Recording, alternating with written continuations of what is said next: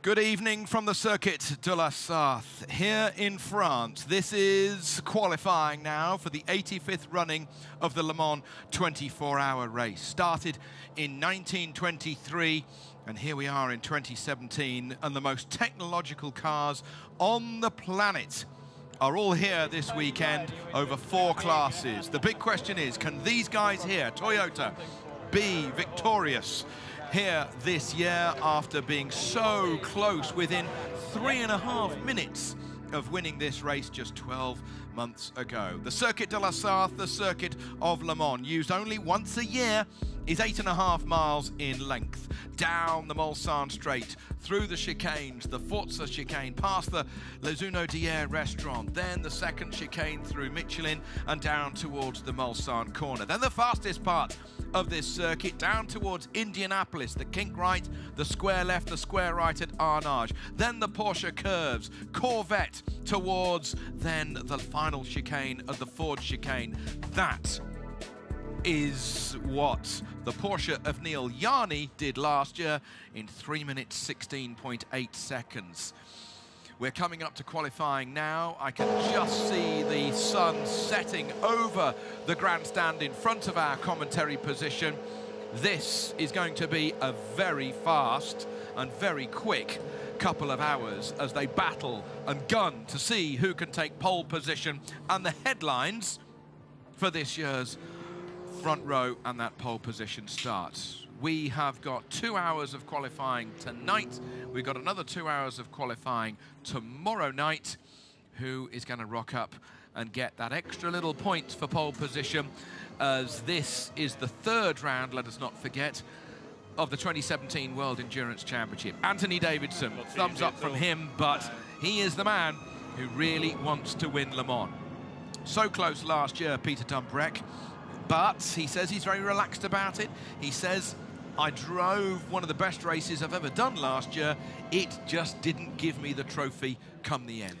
That's it, and yeah, he said this year that you know, he's kind of past all that. It's a case of you don't care so much now. You just got to do the best job you can do, and if it comes your way, it comes your way. You need a big slice of luck. You know, and he knows he can do the job personally. He did the job personally last year. It was over to his teammate, and the car obviously broke down with a few minutes to go. So, yeah, he just needs a big slice of luck this year, and you know, and keep doing the same job he's doing.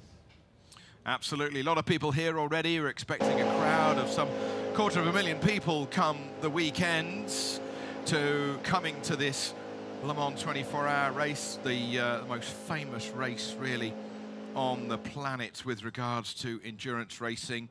Daytona 24 hours, also the Sebring 12 hours, the Nürburgring 24 hours. Peter, you've won the Nürburgring 24 hours. You know what it's like to battle and I wish I'd won it. Oh, okay. You've won your class though. Yeah, I probably won my class before. You're very modest about it, but no, third overall was my best position there. But I have done it 14 times now, so I kind of know my way around. Yeah, you certainly do. You certainly do. The vibes that you're getting from the paddock here this weekend. You've driven, of course, the Le Mans 24 hours in all sorts of cars over the years.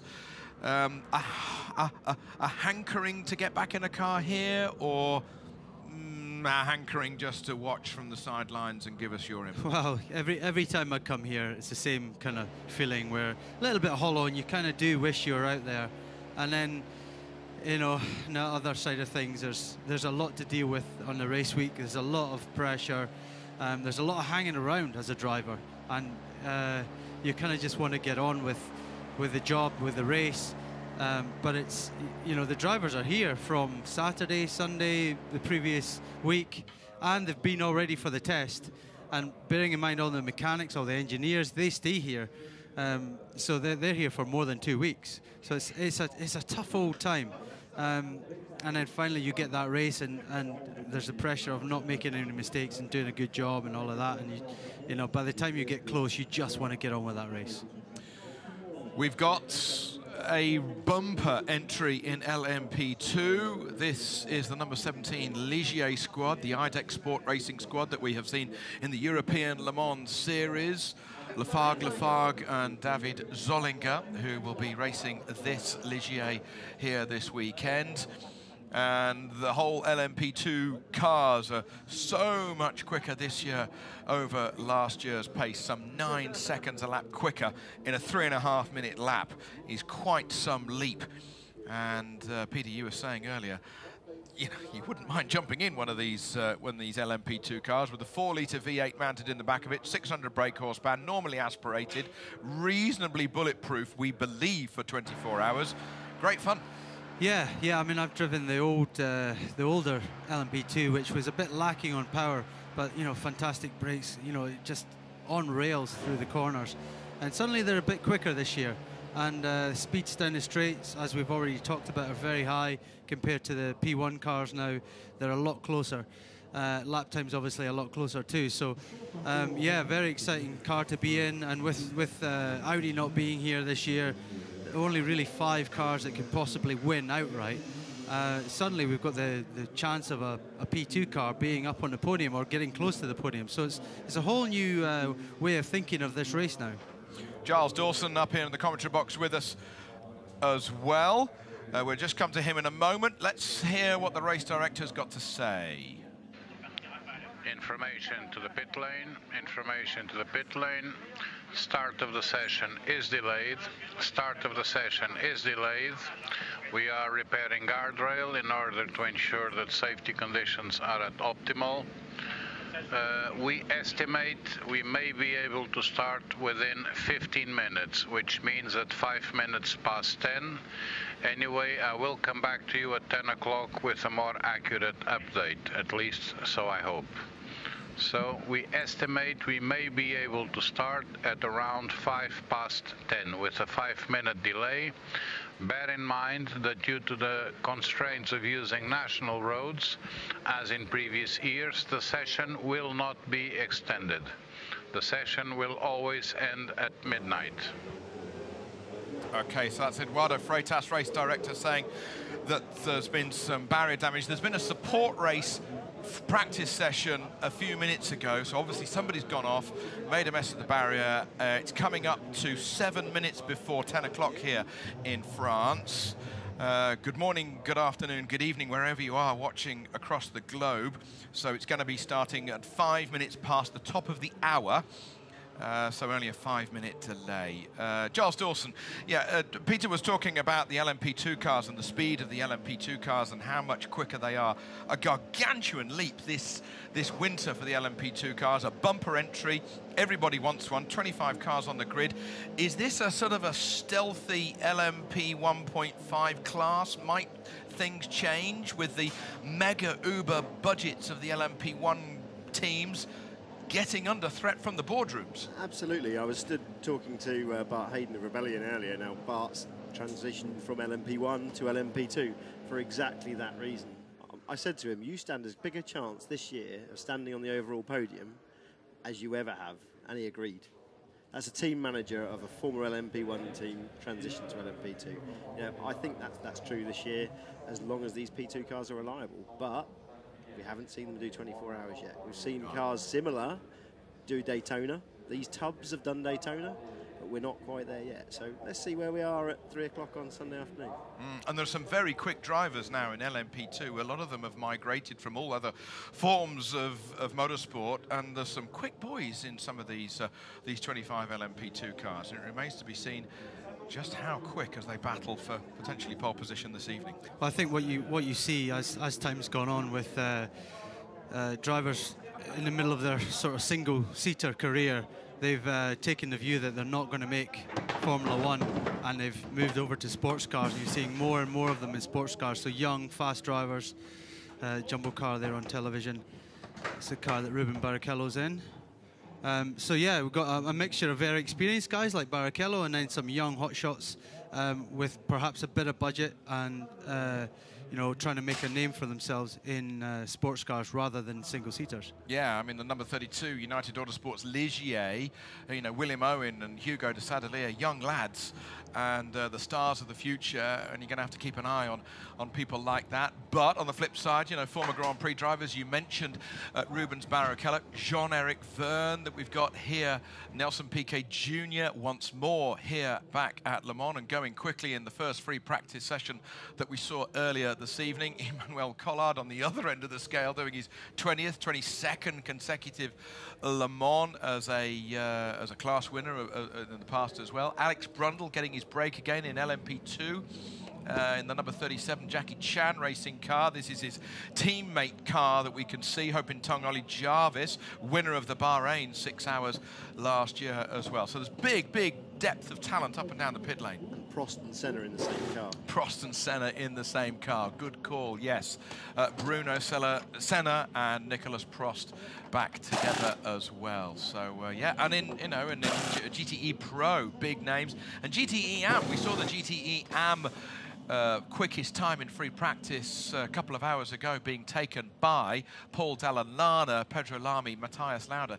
Dalla Lana, the bronze driver amongst that trio, he's as quick as a silver or a gold now. He has worked at it, and a real work ethic that has come up trumps for a guy who's come in as an amateur and built speed like I've never seen before. And so hungry for that win. You know, lost the win here 2 years ago in that car. And, you know, I think they have to be a big challenger. You know, Pedro Lamy, I don't know how many times he's done this race, but I'm sure it's more than 10. And that lap time earlier, just, you know, popped the lap time in, jumped the car right up there in amongst the pros, even with the balanced performance going slightly against him. Just fantastic to see somebody like that, you know, coming in, coaching Paul Dalla Lana now for the last 5-6 years, and the reward will hopefully come Sunday. Yeah, same as Patrick Long did with Patrick Dempsey. You know, exactly. Trained a Hollywood actor to finish on the podium with GTE Am races for the 6-hour World Endurance Championship races. Okay, Nico, so we have fuel for 5 laps, so we can do one first quali attempt, then if we want we can do again a prep lap and then the second quick lap if we want, otherwise we can just continue normal running after the first quick lap. I think they're talking to Nico Lapierre there. Yeah, well, we just spoke to Nick Tandy there, and I think we're going to get a bit more. No, that was Nico Lapierre. Yeah, no, we just. Oh, sorry. Nick Tandy, because you know the thought was maybe it's just too warm still for them to really attack, and Nick thought actually no, we will attack. We'll attack straight away, try and get a clear lap, and try and set a respective time, and let's see in the first few laps, because I would expect them to really push hard for that lap time, and from what we just heard from Nico there, it sounded very much like that as well. The engineers are expecting him to push hard, and he's got 5 laps to do it, and then he can decide from there how it's going. Is it the best time now before the sun has gone down? We've still got a twilight. Is it better if it's cooler? I've seen in the past the pole position taken at midnight. Is there a better time? Yeah, there is going to be a sort of crossover point where it's cool enough, the engines are stronger, but you can't really get away from the fact that it's nicer to be able to see where you're going, and it's a little bit harder when it's dark. But there'll be the point where if you know the circuit well enough and you're willing to take that risk, and you've got a cooler engine that's performing better, then yeah, the times might still tumble later on. Yeah. Buemi, Sarrazin and Davidson, not nervous times, but a bit of gladiatorial inter-team rivalry, I rather suspect, as well, between those guys who can do their best time.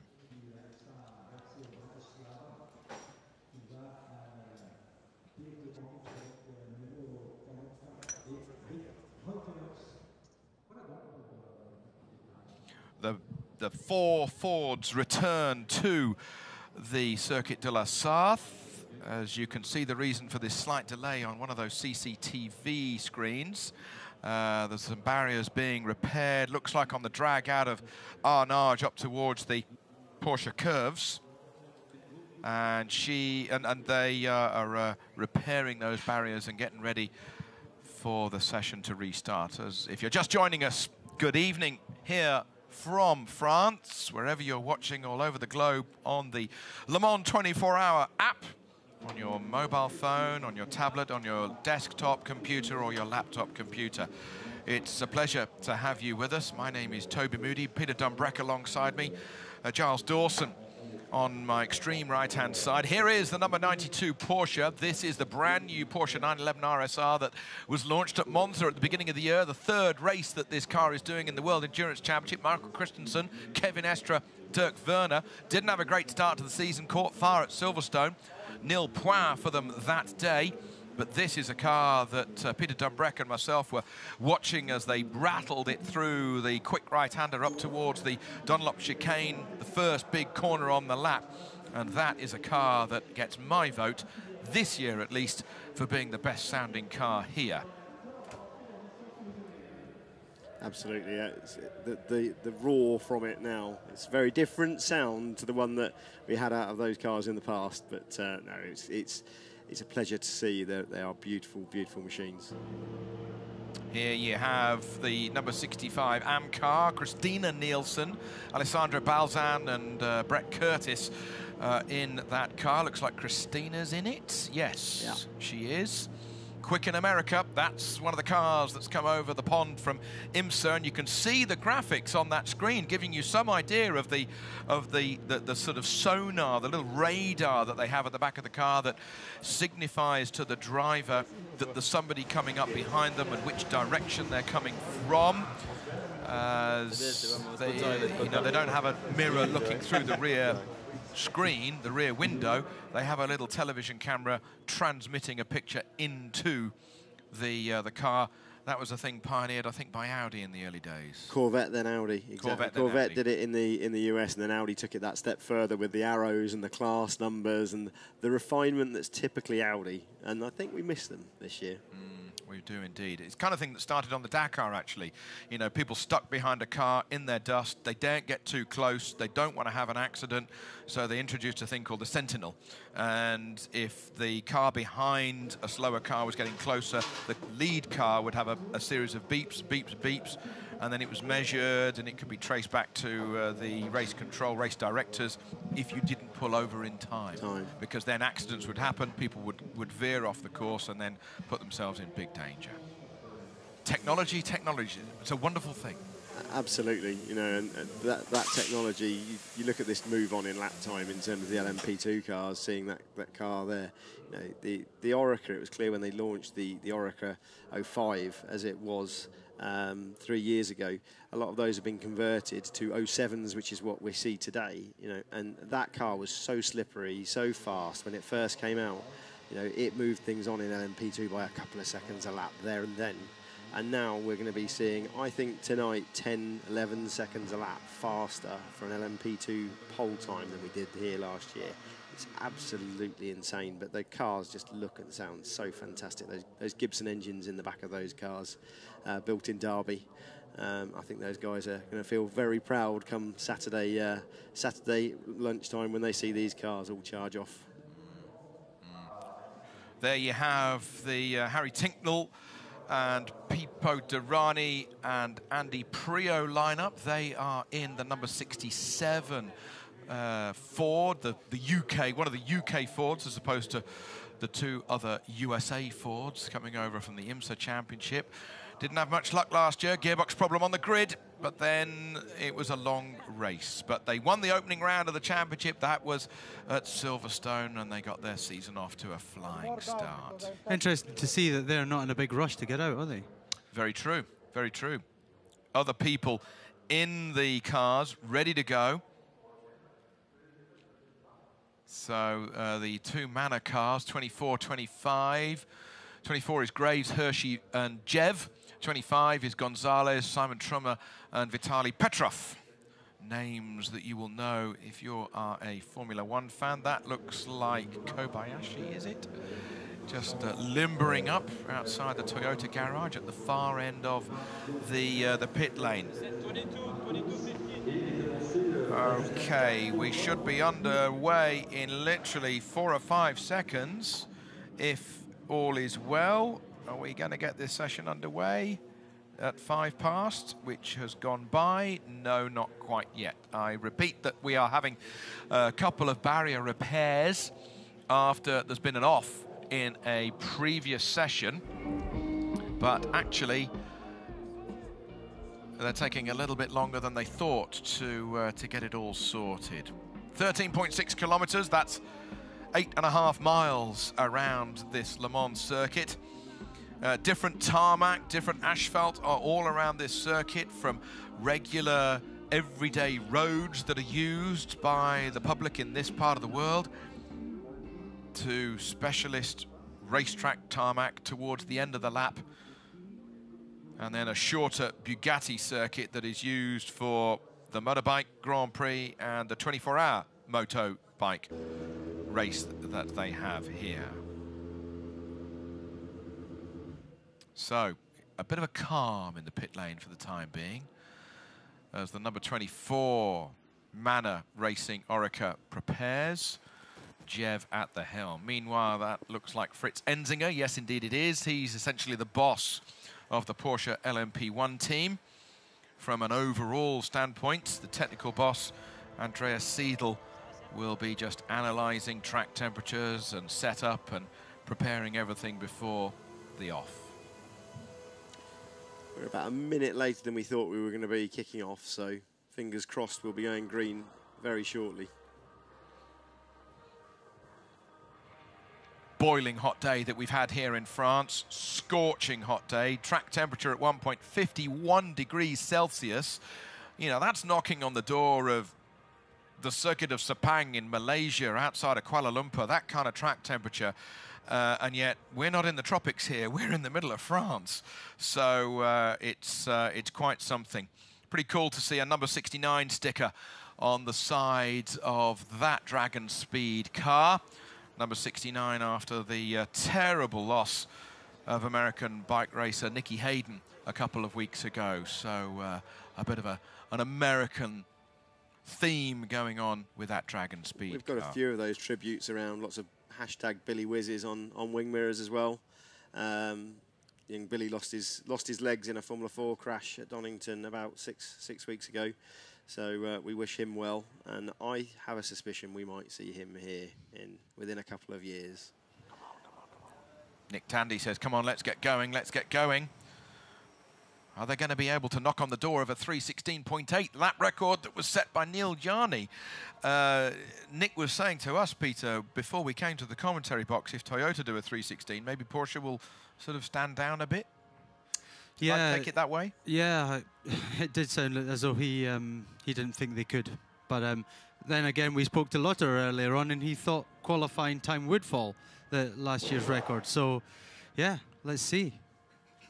Rubens Barrichello, first time we've seen him at Le Mans, and what a great addition for a huge ambassador to motorsport over the years. Started in Formula One in 1993 with Jordan. Nearly got a podium at an early race at that wet race at Donington. And then, of course, went through the ranks and ended up at Ferrari, winning his first Grand Prix with Ferrari and being a real crowd favourite, and driving with Williams in his latter years in Formula One. Been in the Brazilian Touring Car Championship in recent years. Drove at IndyCar, drove at the Indy 500 a couple of years ago, and now bringing on his young lads through karting.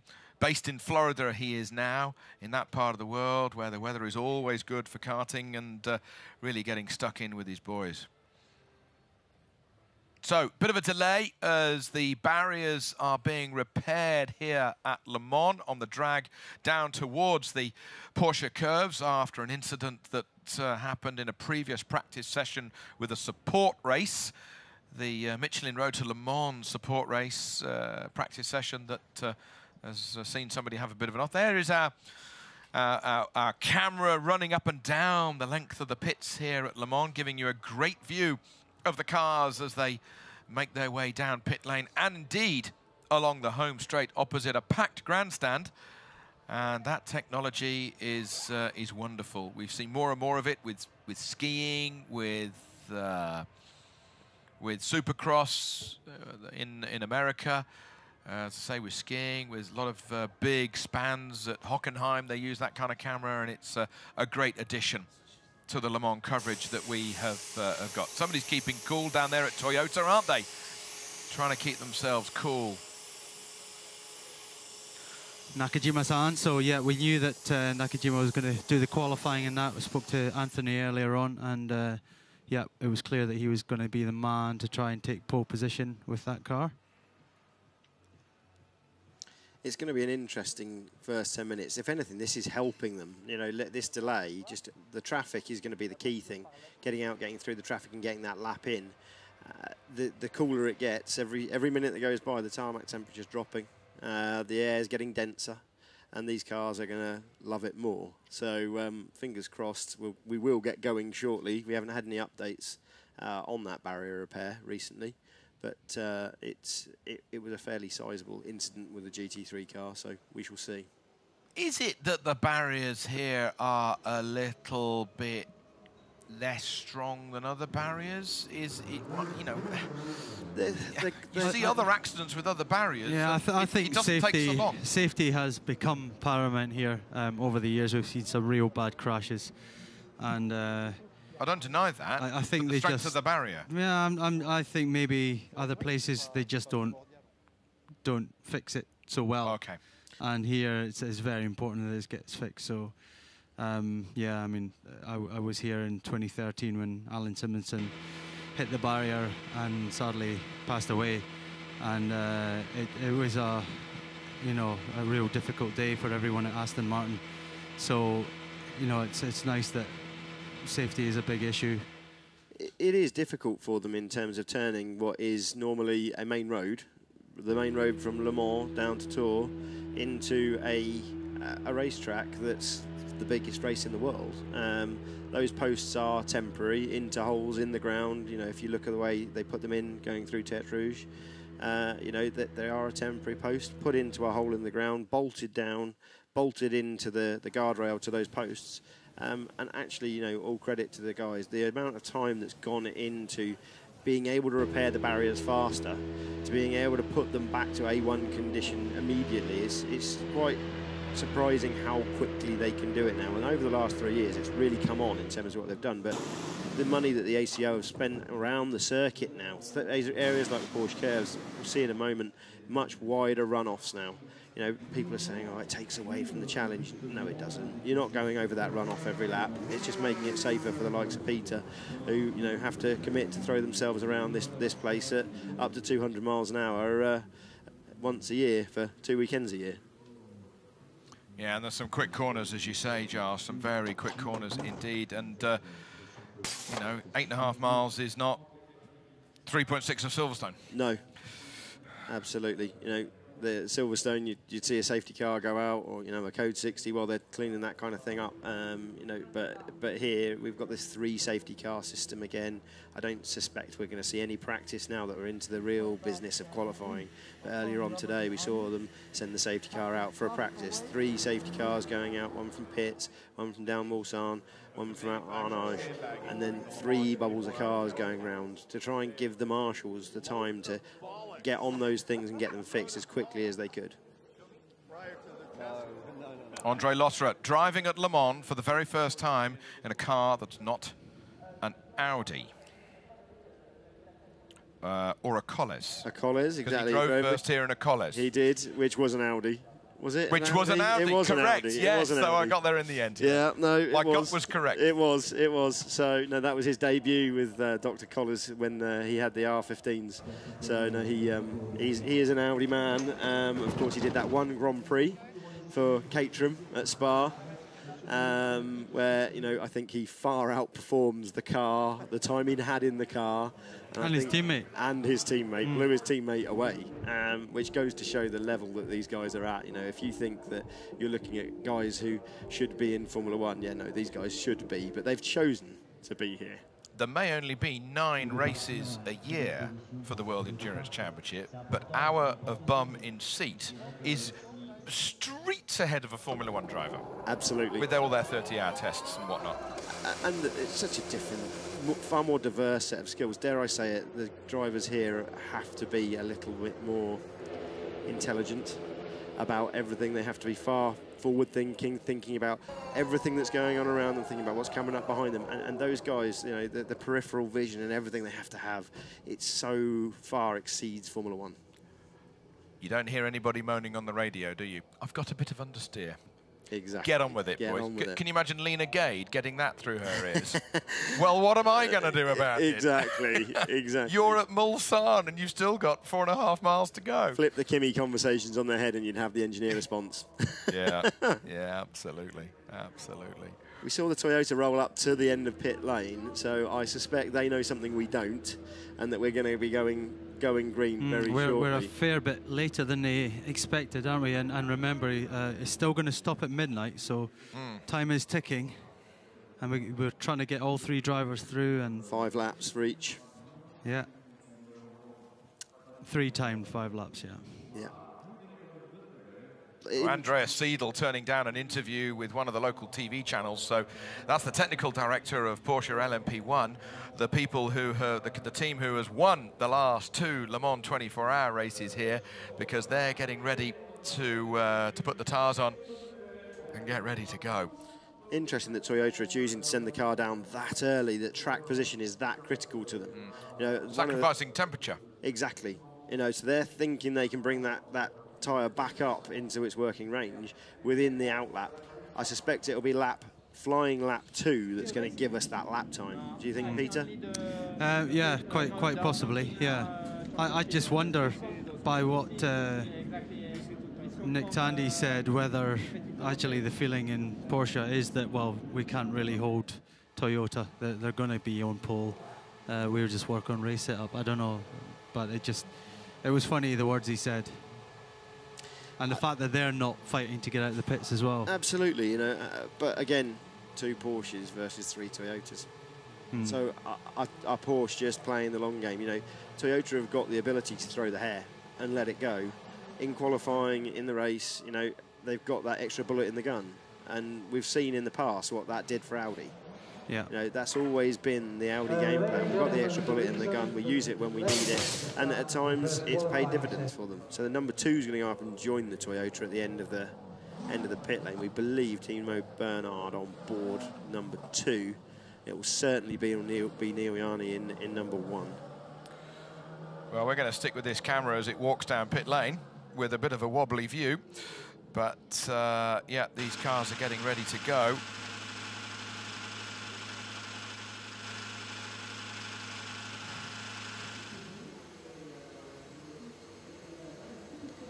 So one of the GTE cars sitting waiting to go out. One of the things we're going to see is at the end of the first flyer, there's still going to be other cars coming out of the pit lane. So they're going to be intrigued to see how the whole thing pans out as they come past. They're going to want to see no cars coming out the pit lane, lots of time. We've got race director. Information to the pit wall. According to the circuit, I'm good to go at 20. According to the timing, I'm good to go at 20. Let's cross our fingers, and we are aiming to go at 20. Okay, so a minute and a half. We'll be on the go. Just coming past us, we're sitting at the Ford chicane on the pit lane entrance. We've got the BMW course car coming in now with its flashing lights on, which suggests that that's absolutely true. So we're going to have an hour and 40 minutes of qualifying for this evening. Yeah, everyone's firing up, so they all know the score. It's time to go.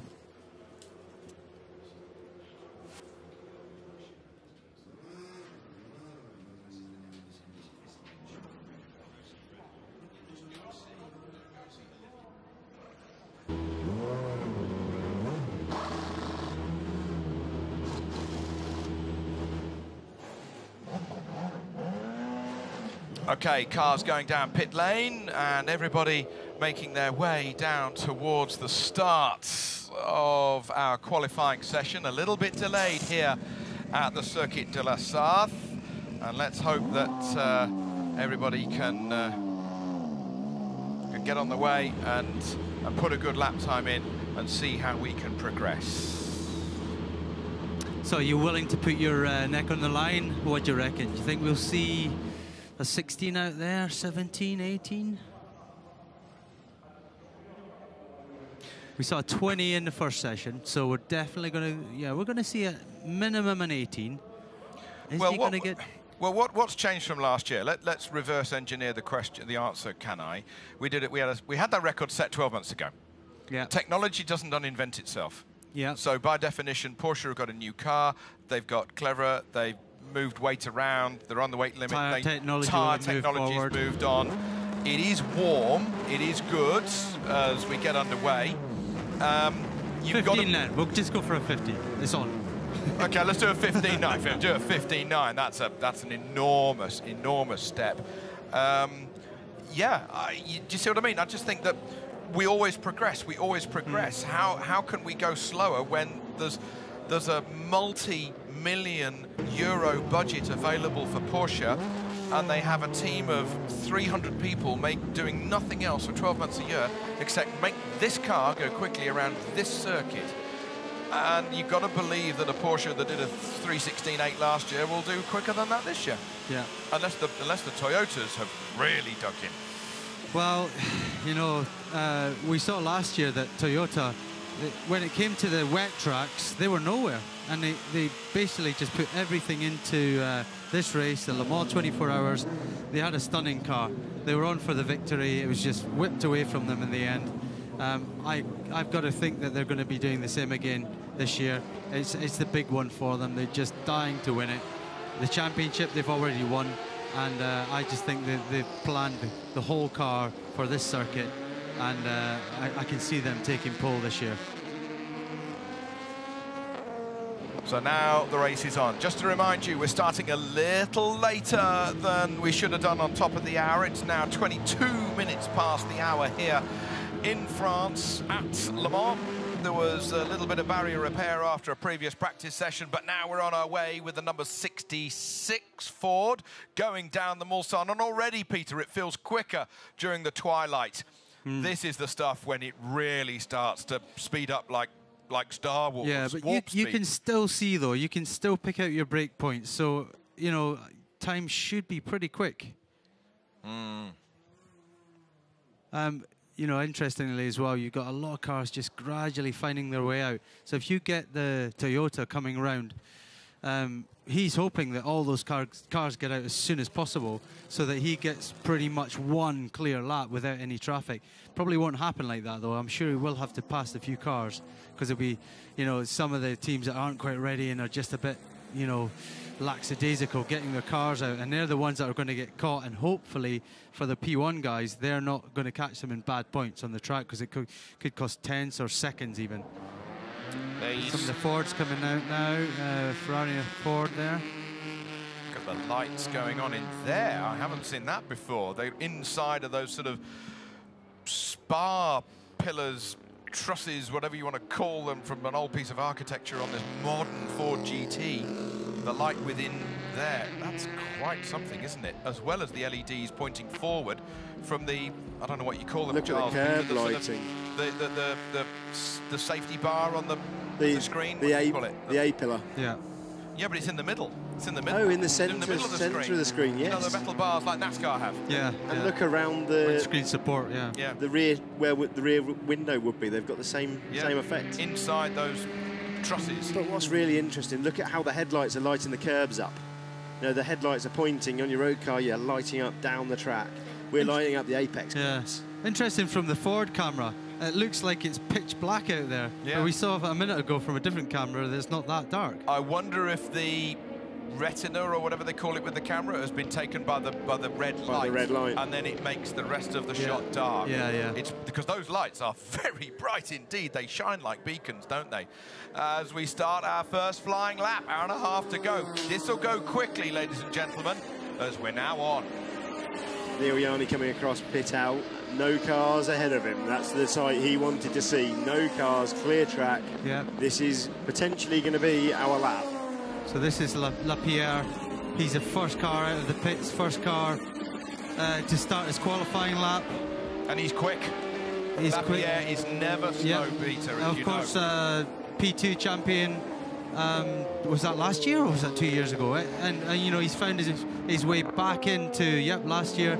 He's found his way back into the Toyota squad, having been kind of eased out. You know, a couple of little things didn't go his way, he got kind of eased out, and he's been invited back in, and he's got a second bite of the cherry, really, and obviously he means to win this outright. You know, that would be the ideal outcome for him, to help Toyota to their first victory here for a long time. On board with Timo Bernhard, tipping into the Forza chicane, the first of the chicanes down the Mulsanne straight, building up speed, coming out of there at a speed of 100 miles an hour already. Speed top left, building speed, 321 clicks is 200 miles an hour. 311, 312, 316, 17, 9, 321, 200 mile an hour. And a little bit more as he goes down to the second chicane, which is left, right, left, as opposed to the right, left, right of the previous one. Taking a bit of curve, use all of the road over to the right-hand side, now in amongst the trees, going down towards the Mulsanne corner. This is proper Le Mans. Yeah, of course, in the olden days, or not even all that long ago, there used to be a massive rise there. That was where Webber took off in qualifying. They really skimmed off the top of it, really flattened out quite a lot. He wasn't the only person that flew, was it? Though, was it, Peter? Yeah, different place, a different place. So yeah, coming down to Indianapolis, we've got two kinks here. First kink, just easing by a Ferrari on the inside. We're coming up to the fastest point of the circuit, just beyond this curve, just before the braking point. But now, yeah. Tipping in at 180 miles an hour. Amazing sequence of corners. If you ever have the chance to go and stand there, they've moved all the trees back, and you can see the cars coming down that run. It's the most bit of traffic there. Side. That's not been good. That's not been kind. Not too bad, but could have been a bit better. How are the... So Lapierre, we've got the purple sector, first sector. He's lost a bit of time on the second sector, and the number 2 car, he's just, bit off the pace as well. So at the moment it's Toyota. This Porsche in the second sector is only 0.7 of a second slower. No, that's a Toyota you're looking at, I think. Yeah, I know, but this Porsche here is only 0.7 of a second slower. Okay, gotcha. Than the quickest split in the second split, which has just been done by Buemi. But he's half a second off Lapierre's first sector, though. Coming through to complete the lap. Here we go. First lap on the table, just to give you an idea. Lap record 3:16.8. Time being set here as he comes over the line of a 3:19.7 by Timo Bernhard in the number 2 Porsche that we were riding with a moment ago. Right, not as quick as we thought it might be. Lapierre already crossed the line as well. Bit of traffic. I mean, that's the thing. We didn't see the complete lap, did we? I think there was a bit of traffic there, but still, maybe a bit off the pace. Well, it's a quick lap. Still 3 seconds to go to get down to absolute lap record pace. But that, for your starter for 10, Peter, is a hell of a lap. Well, it's a banker, isn't it? It's one in the bank. They know that they're going to be ahead of the rest. That's the key thing there. It's done. There's nobody else going to be ahead of them on the grid now. So now it's about pride. Well, ahead of who on the grid? So I'm not with P2s and the collars. Oh, right, yes. So they've done that bit. Now the fight is amongst themselves. Sorry, I'm with you. And I think there might have been a degree of that about it. Get that done. Make sure that that's secure. The last thing they want to do is be starting there back behind a P2 or back behind having had a little off. Ollie Webb still to do a lap in his Collins car, though. Yeah, I think realistically, if we see a mid 25 out of Ollie Webb, I don't think it'll be Ollie Webb that sets the time in that car either. I suspect it'll be Marco Bononomi. Yep, of course, we were talking about him earlier on, former Audi factory driver.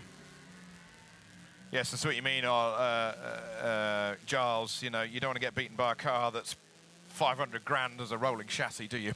Absolutely. You know, the headlines don't look so great that way, do they? Not when you go back to your sponsor and go, can you sponsor me for 10 million? Well, you've just been beaten by a car that went... Yeah, that headline's sealed, so... that's all done. Yeah, good point, good point. So, quickest at the moment in LMP2 is Ho Pin Tung. on a 3:31. That car can go a couple of seconds quicker or so. We're on board with one of the Fords, the number 66, Muka Pla and Billy Johnson in this car. Currently, they are... dear, I can't see it. There it is. Oh, way down. They've got a that's not a representative lap. They've got a lot of time still to make up in that car. So that's the green one as opposed to the red lights. That's proper.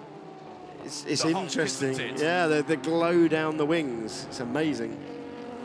That's burning into the colours of your television screen, isn't it? They know what's coming, don't they? The other GTE cars, when that thing's coming up behind, they know exactly which car is chasing them down.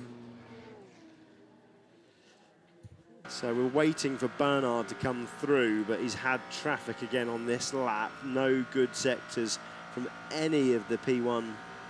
Yanni set a personal best, sector 1, but that's it. We've seen the best, I think, for now, at least, of the P1 lap times. I think they're all going to settle into 3 or 4 laps now, understand what's going to happen at the start of the race, make sure that they know what the car feels like as the fuel load comes down in these conditions.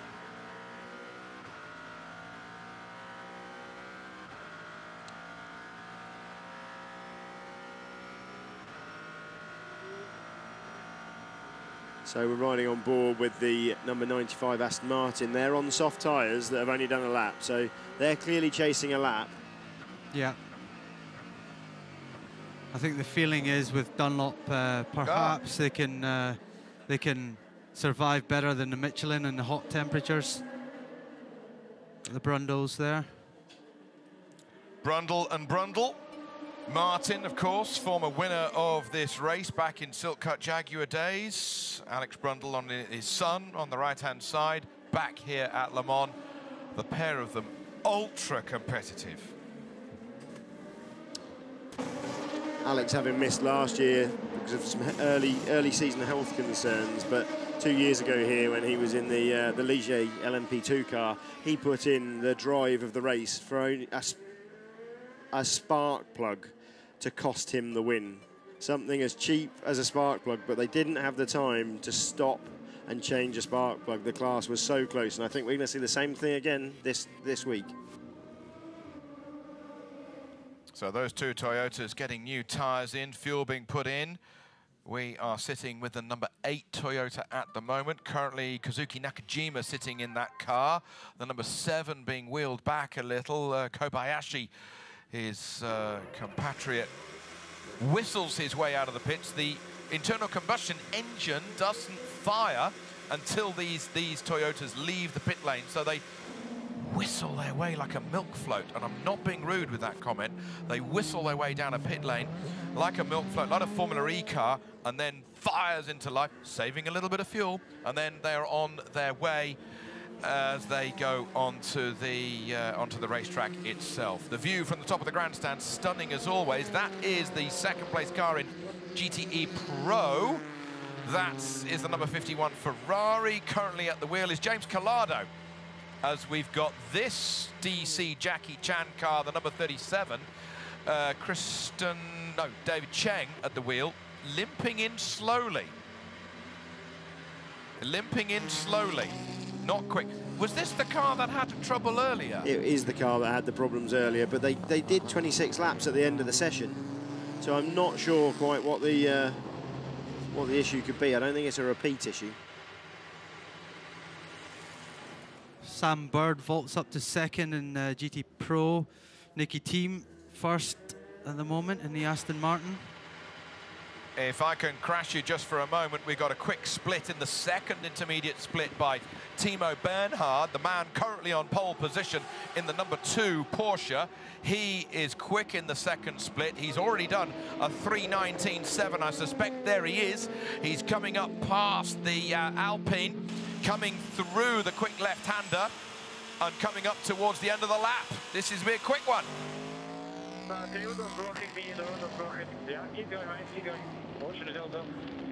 car with no lights there on the right-hand side. That's not what you want to come across when you're rattling through to try and do a sub 320 here at Le Mans. Here comes the Porsche 319 to beat, 319.7. No, it's a 320.2 as he comes across the line. So on the pace, but only half a second off his absolute pole position time that he did a moment ago. Car with no lights on, that's the number 47, Dallara. And that is an accident waiting to happen when you got really no electrics, it looks like. Looks like dead's doornail. Well, yeah, I think he's just coasting. He's got no engine power, probably. We need to look at the GTE Pro times, guys, because we've done a 3:52.1. That's a pretty impressive time. I suspect that wasn't Marco Sorensen at the wheel at the time, I don't believe. No, it was Nicky Team, yeah. So I think Nicky Team has just laid down the gauntlet big time. 2 seconds faster than the time achieved in on the test day. I think GTE Pro, we've seen the times we're expecting to see, but what that's telling us is everywhere else we're still expecting these gains. Yeah. So trouble for the number 47,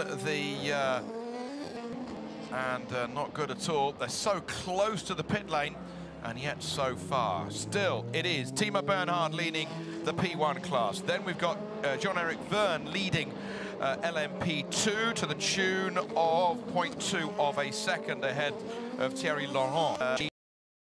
Tune of Pedro Lamy, Paul Dall'Anna and Matthias Lauda at the moment. How do they get that car pushed into the pit lane and then pushed down to the number 47 garage is what these guys are trying to sort out, but the marshals, as always, sorting it out. Three-time Le Mans winner Alan McNish joining us up here in the commentary position.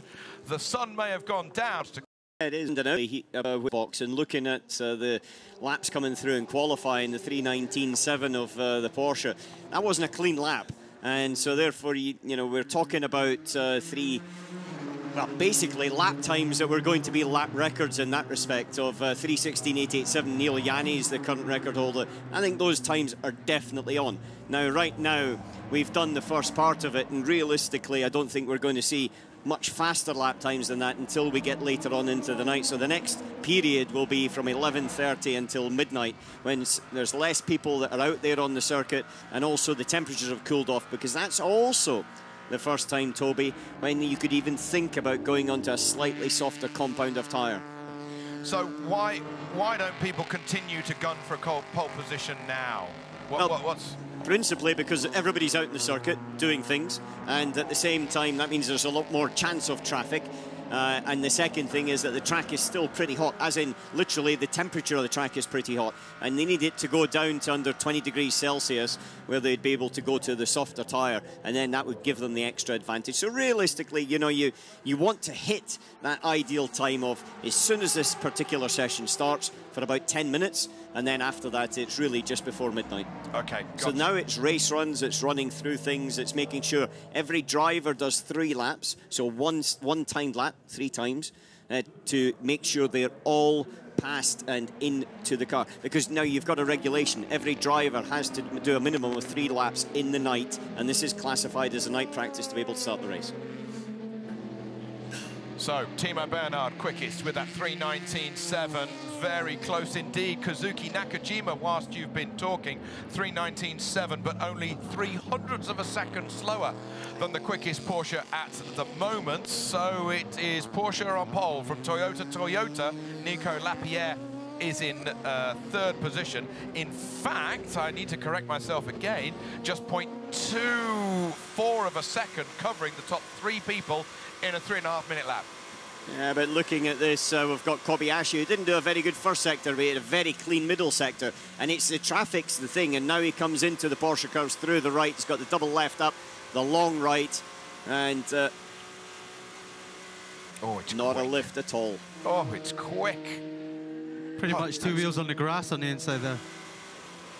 Little jink there, rear of the car starting to slide.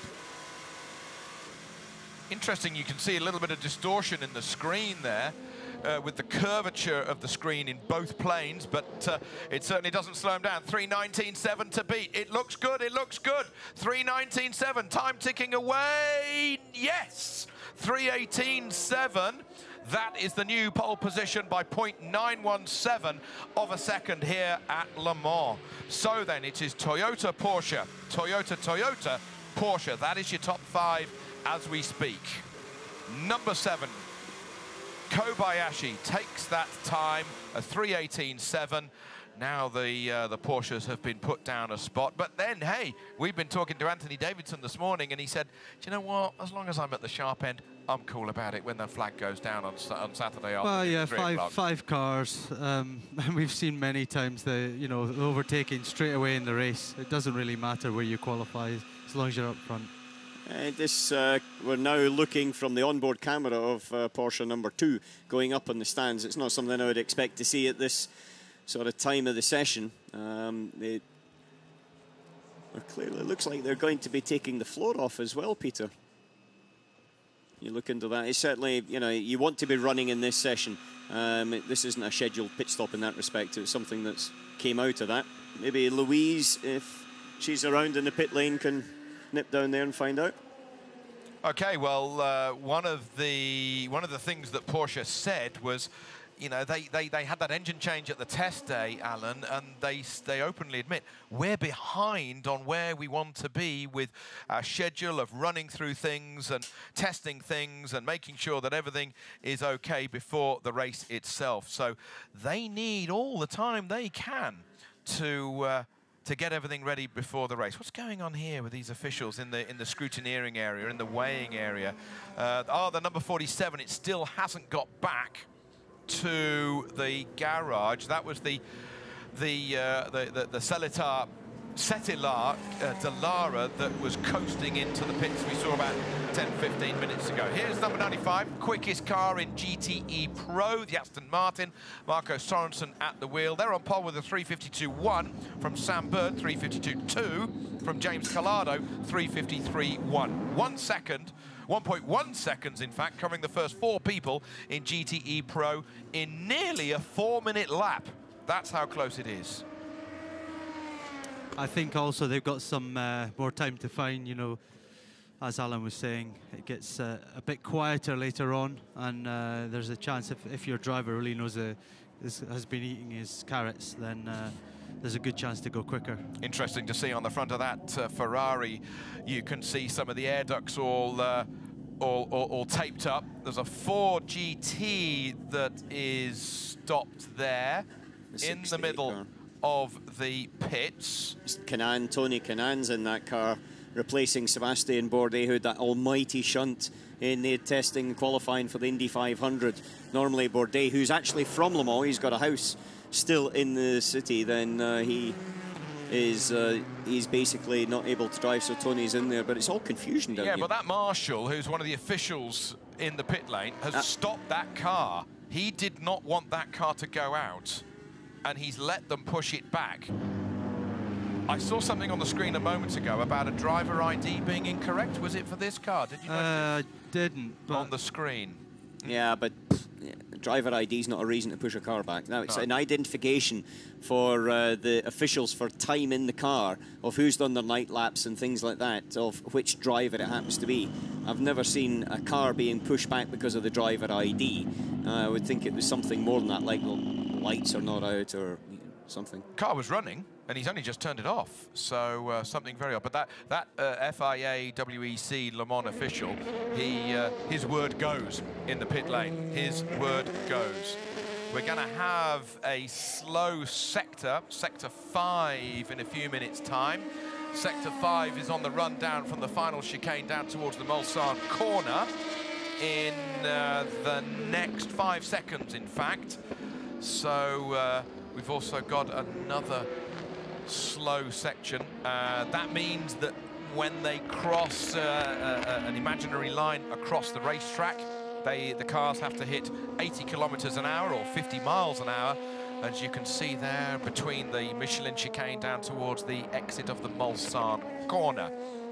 Something's happened down there. We don't actually have operated cameras down there. Car 39, thank you, Alan. Car 39, that is the Graf Oreca that has obviously had a moment. Truie who has had a moment down there, Eric Trouillet. You say that so well. It's the slow zone areas this year have actually changed, and they've tried to make it a little bit more defined, as we see now coming into the slow zone. Then suddenly you hit the brakes. You've got a period of time where you've got to get down to the speed limit. But before we go into that, let's listen to Toyota number 8's radio, second Nakajima. Sector 5, slow zone is now active, sector 5, so turn 13 to turn 14, boost cancel before the zone. And boost cancel before the zone is related to the hybrid system. And so therefore he's cancelling the boost coming out of the Mulsanne corner, coming out of the chicane, so he can use that energy. Normally he would have dissipated that and it would have accelerated out of the chicane. He's now holding on to that, and then he'll use it as he comes out of the Mulsanne corner when it goes green again. Basically it's like keeping the energy in your pocket, using it later. Or even your money. Two Scots sitting next to me, ladies and gentlemen. They went very quiet there. It's all right, we've got your wallet. So you're happy then. Right. Okay. So then, Kobayashi still quickest at the moment on a 3:18.7. Two Toyotas, first and second, with Kazuki Nakajima in that second place. Now the power is released. He's taken it out of his pocket, and the number 8 Toyota is on his way. Kazuki Nakajima now charging down towards Indianapolis. Just look at the speed. Well, hopefully we'll keep on with this on board, because this is going to be a traffic-free end of the sector. As now you see the number 47 car. That was the car that stopped on circuit. Peter was saying that it ran out. Basically, it had no electrical circuit working. Lights were off and it was coasting. Now it seems to have got the engine fired and it's running down the pit lane. Full system reset, probably. Yeah, there's quite a lot of that. The electronics on a modern car now control so much that you do have the odd miscalculation. It needs a reboot. I had it at Nürburgring 24 hours in my BMW the other day. Just coming into a corner, engine cut, all power cut. And I'm like, what the? And I just switched everything off, switched it all back on, fired it up, and off I went. Did you lose your power steering? Have you seen the arms on this guy? He doesn't need power steering. He's got guns like you wouldn't believe. Incredible Hulk. But I think I did, yeah. I lost everything. Yeah. But you had to hang on for a minute, didn't you? Yeah, yeah. Let's catch up with what's going on with the number 69 Ford. The car is really bad. It's pretty undrivable. It's probably only good just to get us through our laps. The rear is the problem. The front is actually really good. High speed, more front balance. But the rear, as soon as you lean on it, it gives up. Under braking, the car is moving around everywhere. It's a really bad car. We can't be that. So yeah, Westbrook talking there is just getting out the car now. So yeah, they're just keen to get through their laps. He's saying the rear ends. That could be it could be soft tires on that car. You know, and it's still maybe a bit too warm for them, and they're running on soft tires, and you know, just leaning a bit too much, or they may actually have an imbalance on the rear of the car. But yeah, it sounds it's not a good situation for Ford. They're quite well down, aren't they? Where's the highest Ford at the moment? Down the Prio car. Yeah. So 2, 4, yeah, like 9th, 8th. I think the bigger thing there is they're 2 seconds off. You know, where they are is one thing, but you know, if I was 5th but I was a 10th off, I would be a bit happier than being 5th and 2 seconds off. So it's obviously a common thing through all of the Fords at the moment. They're basically all at the back. The only one below them is the Chevy of Jordan Taylor, but it looks like he hasn't set a representative lap at all yet. Magnussen's just got in that car now, the 63 car. Lot of dirt, lot of flies, lot of bugs hitting the screen. I noticed a couple of moments ago with one of the onboards that we're having. You know, is that a problem? Well, I'll tell you exactly where that happens. It's as soon as you come out of the second chicane and go up over the little rise as you go into Mulsanne, on the right-hand side there's a house. And the guy's got a beautiful house, and he's got a fantastic little lake. And all the little midges then are there. And suddenly at this time of night, for whatever reason, they come out and you hit them at 200 mile an hour. So in a clear lap, you come out the pitch and you're clear, come to that point, and boom. Then you've got basically it all over your screen, and you can't clean it very easily after that. Isn't there a golf course down there as well? Yeah, well, I don't play golf, so it's a little bit after that. So it's a bit for you. Yeah, I played golf on that golf course.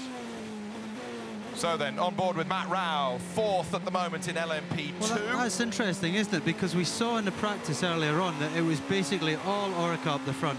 And now all of a sudden, we've got 2 Alpine in 10th and 11th overall, 4th and 5th in P2. So they've suddenly just taken some out of their pocket, it seems. And they're a bit more on the pace than they were before. Yeah, the Alpine is basically, it's an Orica, though. That's the only one we think, but with a little bit of massaging about it and branding. But you're right, in terms of the actual pure pace, though, that team I think is a strong one. You know, I think they're a winners last year, weren't they? Yeah, very good little operation. I think you're going to see them fighting it out. You know, yeah, I heard you talking earlier on about the performance and the speed and the ability to do 24 hours at this speed. But for these cars, it's pretty untested. You know, they've got to try to run now 5-6 seconds a lap quicker than what they did last year. And it's a little bit untested over a 24-hour duration.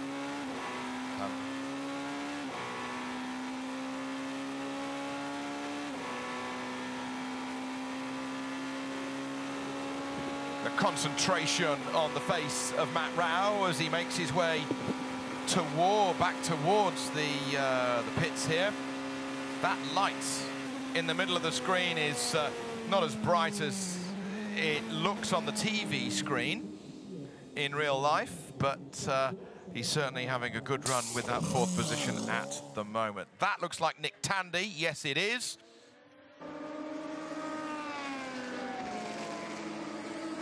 Sounds like we've got Louise finally back with us.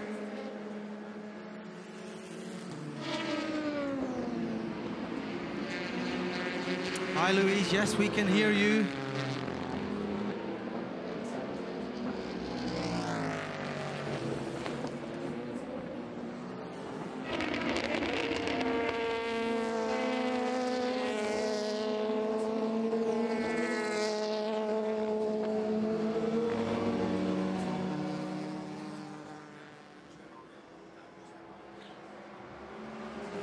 Right, well, as the Porsche 911 RSR gets pushed back into the garage, we've got Louise Beckett down in the pits. Louise, can you hear me?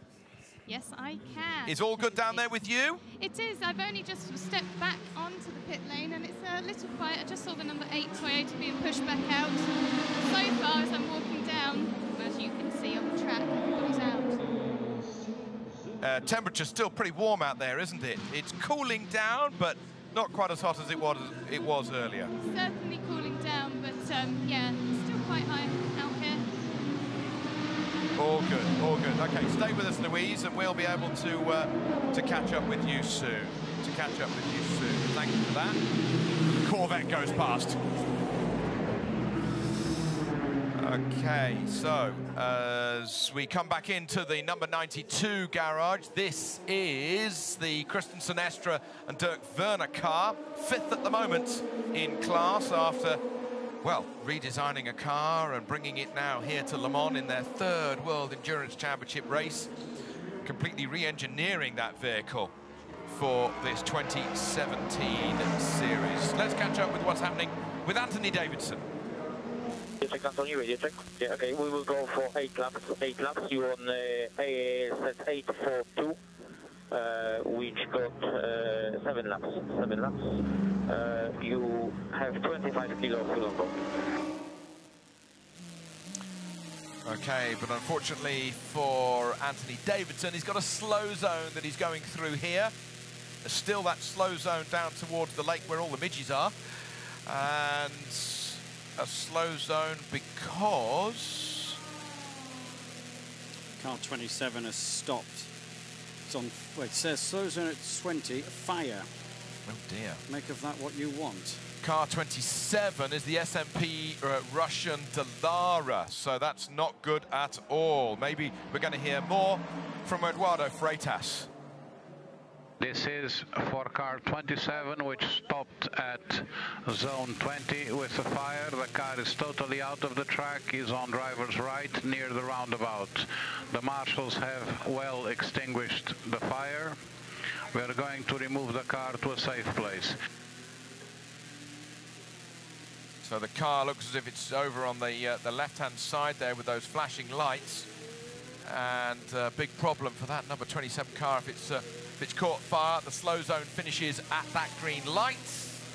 And Anthony Davidson will leap ahead and get back with using that 1,000 horsepower that he's got under his right foot. Julian Porter now joining us up here in the commentary position. Good evening, sir. Good evening. All good with you? Yeah. I was up on the grandstand just out here with Alan when it first all started. Obviously, small delay, and then we watched the cars come through at high speed, and watching the Toyotas and the Porsches getting basically not on purpose blocked, but really messing up their lap. So, but Alan was saying exactly what the other drivers have been saying, was that they needed to get it done really, really quickly, and it was probably too late in a perfect world. So, but yeah, we'll see. I mean, this slow zone business isn't really doing anybody any favours, is it? There seems to be a lot of it, but that's the name of the game, isn't it, Peter? It is. You know, you've got it's part of the rules now, and you know, the P1 cars need to act around the traffic and try and get their laps in. And yeah, we've already heard. I think towards the end of this session, we're going to get some faster laps in the dark, cooler conditions going in. That car didn't look too bad there as it was being lifted away. I mean, that still had proper coloured bodywork and everything on it, from what I can work out. So that's good news for them. Yeah. I mean, they won't run the rest of this session, but as long as they've got a car they can use for tomorrow, then it's all good. On board with the number 9, this is Jose Maria Lopez. He was quick in free practice earlier here this evening at the Circuit de la Sarthe. The multiple world touring car champion from Argentina got put in the car at the test day at Bahrain in early November last year, and then Toyota have picked him to do a full season. Had a bit of a moment at Silverstone, had a 28G deceleration with an enormous off at Copse Corner in the early part of his stint during the opening round of the championship. Had to go to hospital, cricked his back, then was unable to drive at the Spa 6 hours immediately after Silverstone, but he's done the test day here, and we're riding on board with him as he rattles on down the Mulsanne Straight. Here is the number 35 Alpine, Panciatici, currently 5th in class. Leading GTE Pro is still the Aston Martin. That is the Marco Sorensen car, together with Richie Stanaway and Nicky Thiem. That used to be the Dane train, but well, the Kiwi has infiltrated it. Miguel Molina is next up with the number 71 Ferrari. That's the AF Corsa car. He's got Sam Bird alongside him, together with Davide Rigon. And then 3rd in class is the other Ferrari, the number 51. That is, has got De Grassi. We should have De Grassi, but he hasn't because he's broken his leg, together with Pierre Guidi and James Collado. Remind me who's replaced De Grassi. I think there's something hanging off the back of this Aston. Looks like on the right-hand side there was something sticking out, but maybe it was, I don't know, just something seemed to be sticking out of the side of it. But anyway, what I've noticed is interesting is in GTE, the 98 Aston, which was quickest in free practice, was like 5th in the GTE cars. Now, a lot further down, but is that different drivers being in there? Are the Fords kind of, because it was ahead of some of the Fords, it's only ahead. How many Fords has it got in front of it? It's only got 1 Ford still ahead of it, I think, from what I can work out. Toby's adjusting our spotters guide. He's filling in some. No, Julian, we don't have a spotters guide. We know it all. It's all in our heads. Oh, dear. There we go. Unfortunately, De Grassi not here. Broke his leg in a charity football game, and or fractured his leg, should I say, and failed the medical. Only 4 or 5 hours ago. I see, right. I didn't realise it was so late. So was the game actually here in France? I believe it was at Stamford Bridge, some charity game at Stamford Bridge, Chelsea. Thursday last week, 10 days ago. Oh, crikey. Right, oh well. So, yeah. Well, Lucas de Grassi, that's not good for him, is it? At all. Hopefully he's going to be okay to continue his FE stuff. Who knows?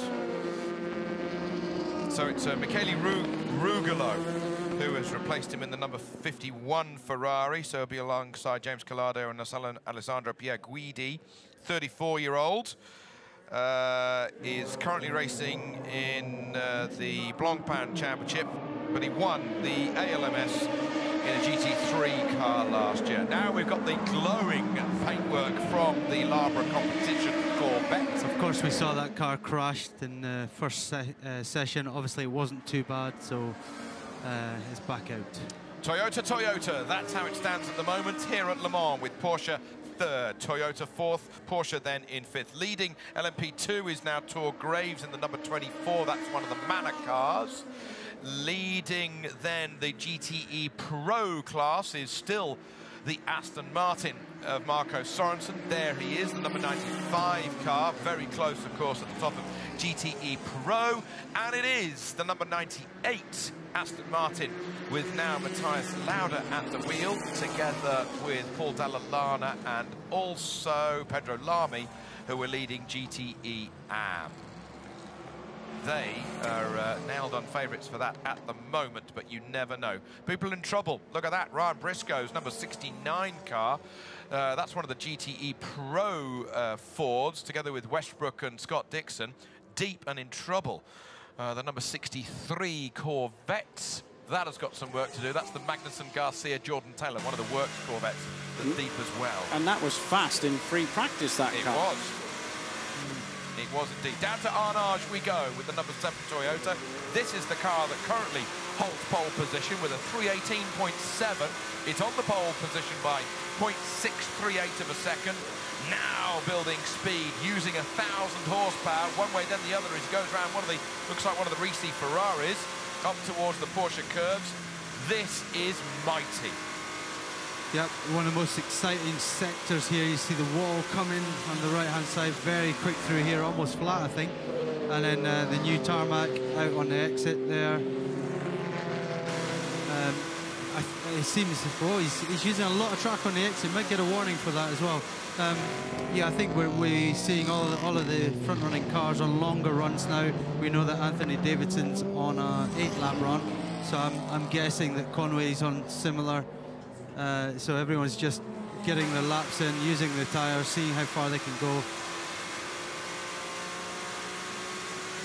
So we're not seeing any fast sectors at the moment until probably a bit later in the session, when it goes completely green and we get some new tyres back on, and the qualifying driver goes to have another go. Of course, the whole circuit is green now. The yellow has been lifted down at Mulsanne.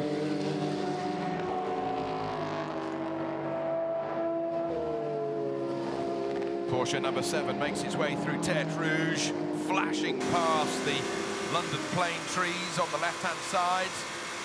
And now building, passing one of the Astons. That's the number 90, the TF Sport Aston Martin Vantage.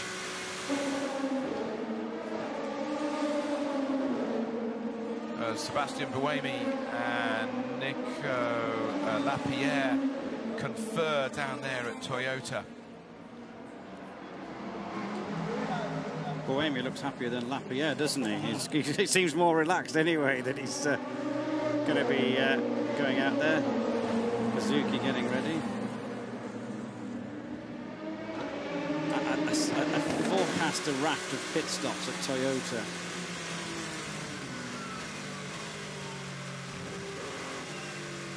The headlights.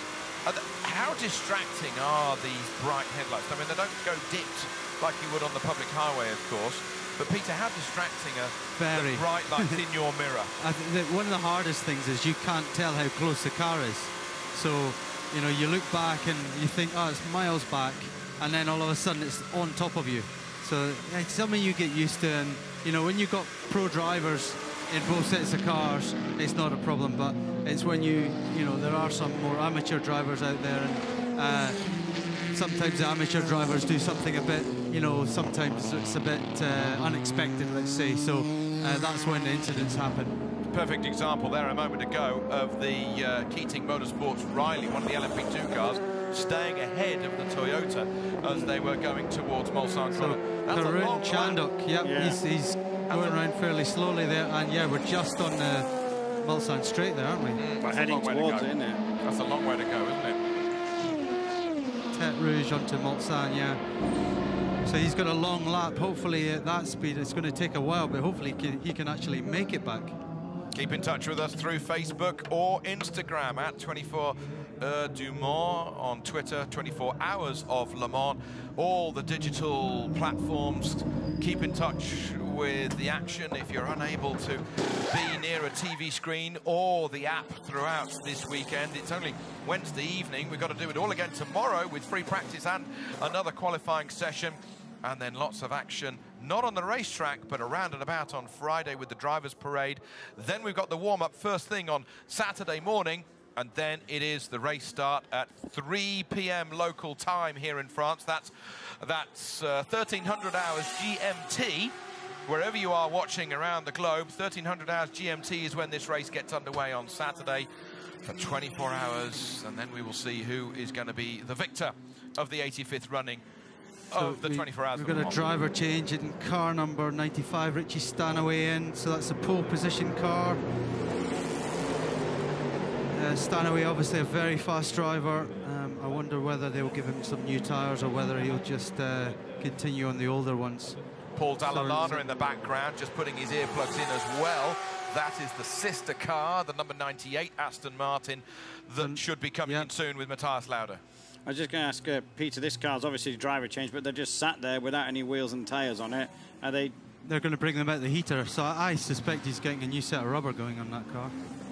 They'll just be waiting until the best possible time, or looking at track, seeing if anyone else pits, looking at track position.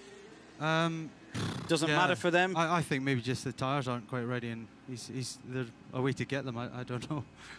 No rush. It's that's the third driver getting in the car now, so he's off for his 5 laps overall, 3 times. Nick Tandy on board the number 1 car now.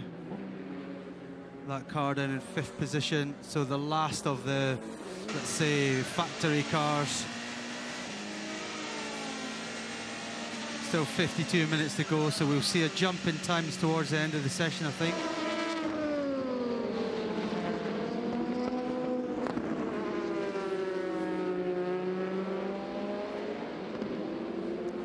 So as they make their way underneath the Dunlop Bridge, down the hill, using the new tarmac that has been laid down there at that part of the racetrack. And now they make their way down towards Tete Rouge, where we saw the Golf LMP2 car struggling a moment or two ago. But the number 51 Ferrari certainly on its way. James Calado, Pierre Guidi and Michele Rugolo.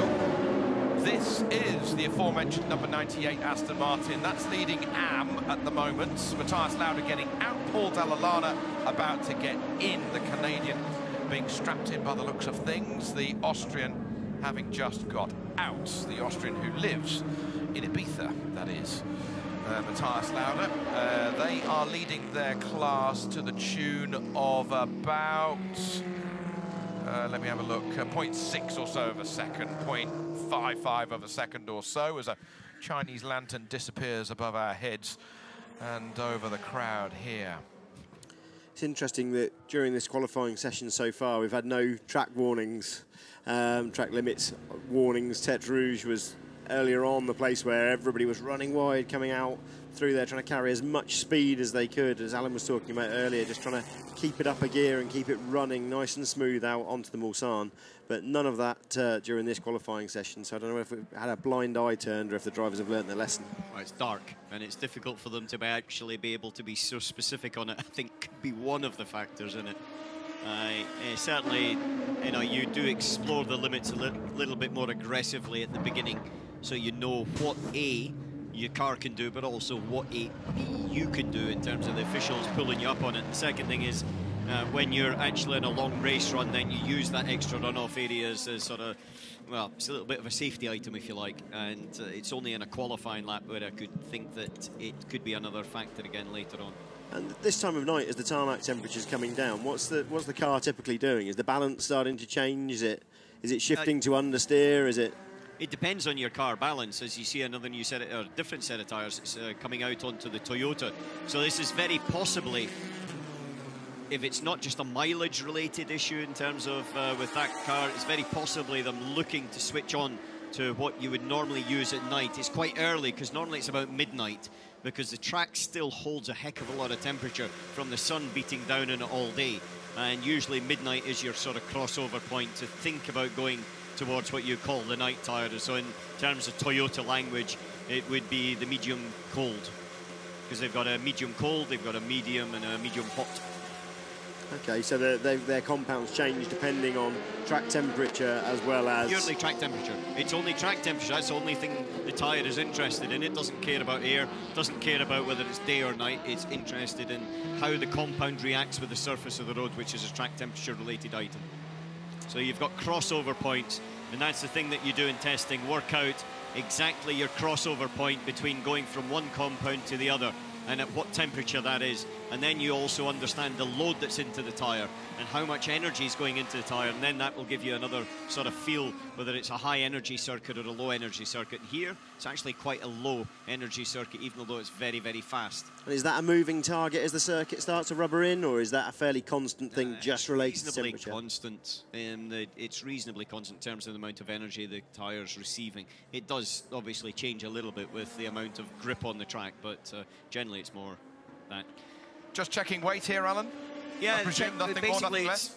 What they do is random, you sort of get dragged into the weighbridge, and it's a thing that drivers hate, and also the engineers really hate, because it puts their schedule out all the way through to the end. So one driver will maybe get 2 laps less in this particular sort of period up towards midnight. And so, yes, you sit on the weighbridge, but then they can also do other regulatory checks from there. So they've got some reasonably sophisticated kit just to have a quick look to make sure that the car is totally within the bounds that it should be. Riding on board with the brand new, it was launched at Monza in early April, late March, early April, at the Prologue, the Porsche 911 RSR, the number 92 car. Michael Christensen, Estra and Werner, who are sharing this car. They're 5th at the moment in class. This is Christensen at the wheel. Listen to this thing sing.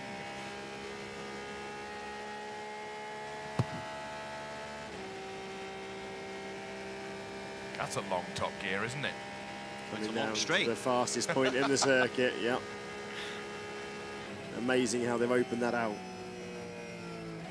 Now, there's 2 ways to come into that corner, chaps. But we're going to have a little bit of radio coming with car number 92, Porsche Christensen.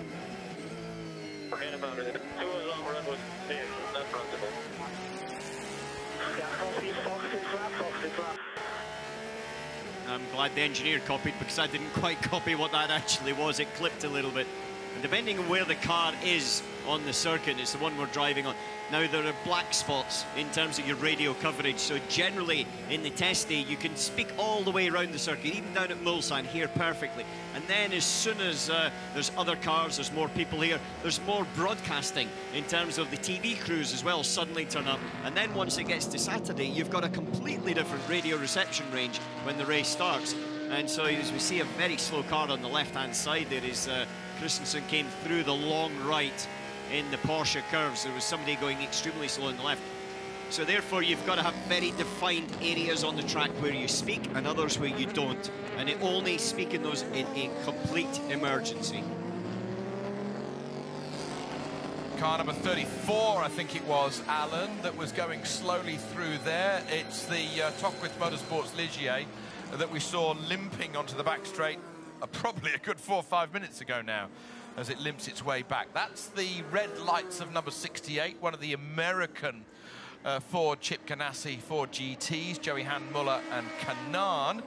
Sorry, 69, I apologise. That's Briscoe, Westbrook and Dixon, still one of the American cars. And the Ford drivers were getting very upset about the commentators around the place talking about how they were sandbagging, and looking at the times now, they had every reason to. It just doesn't look like the Ford's got the pace. Well, there is a BOP, basically, to try to balance out all the different configurations, whether it be a front-engined Corvette or whether it be a rear-engine Ford GT, and the different philosophies on Aston Martin, which is also on a different marque of tyre as well. So they've got to try and balance it out. And this is an ever sort of changing process.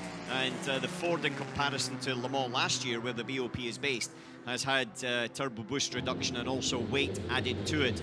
The Ferrari is the baseline in that category, and it's not actually changed at all. And Ford and the Ferrari obviously fought out a fantastic Le Mans 24 Hours last year. And the Ferrari is up there in second place, about a tenth of a second behind the Aston Martin that's currently on pole position, in the provisional pole position for that. So yeah, there's obviously a little bit to work on. I wouldn't say it's necessarily all BOP. I think they've got to dial the car in. Listening to Richard Westbrook, who said the rear of the car was very unstable and inconsistent. But yeah, those guys are maybe a little bit peeved that they didn't quite get what they felt was a straight shoot at it. Yeah, they've had some fairly major changes to a few areas on that car this year. We're seeing, which car are we seeing? Car 40, the current tyre layout for them on medium compound tyre. New mediums, either on their outlap or just starting a flyer. That'll be just on his outlap, actually. Richard Bradley in that car at the moment. And it's not had a fantastic run. It's 7 seconds off the pole in the category. However, I would suggest if there are new tyres going out now with 40 minutes to go, give or take, then chances are, as we see somebody having a bit of a different line across the chicane, I don't think that time's going to actually stand at the end of it. Bit of confusion, I would have said.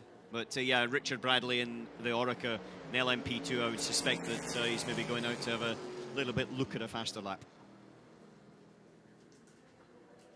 So with 45 minutes to go, it's the 7 Toyota that is out front, still 0.6 of a second over his teammates. So the 7-8 Toyota's first and second, and in third is the number 2 Porsche. It's in the pits currently, with Lopez in fourth, the number 9 car, and on an outlap is Andre Lotterer in the number 1 car. LMP2, it's Jonathan Hershey who is quickest, so that's a 24 car, and they weren't really in the game in the free practice. It was the 26G driver it was, and that's kind of probably down in 10th or something at the minute. Looking over to GTE Pro, and it's the 95 Aston Martin. Richie Stanaway's in that car at the minute. And then it is, again, it's an Aston Martin leading the AM category still, and that Paul Dalla is out in that car. So 42.5 minutes still to go in the session. We did start late, but we will finish on the hour, so that is all okay. Amazingly, no track limits up at the moment, no problems. Easy, easy, easy. Still 40 minutes to go here. Well, that's it, yeah. The track limits, you know, basically there's a couple of corners, and the drivers in the driver's briefing are told very clearly what the race director and the stewards are looking for, and that's to keep it within the white lines, ideally. However, exit of Tetra Rouge leading onto the Mulsanne Straight, and then another one is coming down through Porsche, and the exit of the karting corner as well, that left-hander, where you can just gain probably 10 kilometers an hour in apex speed if you just let the car run wide. And those are the 2 main corners. This is the first one, Tetra Rouge here. Again, you can gain a lot of lap time if you just let the car run wide. It's there as a safety area in case it's needed, not as part of the track.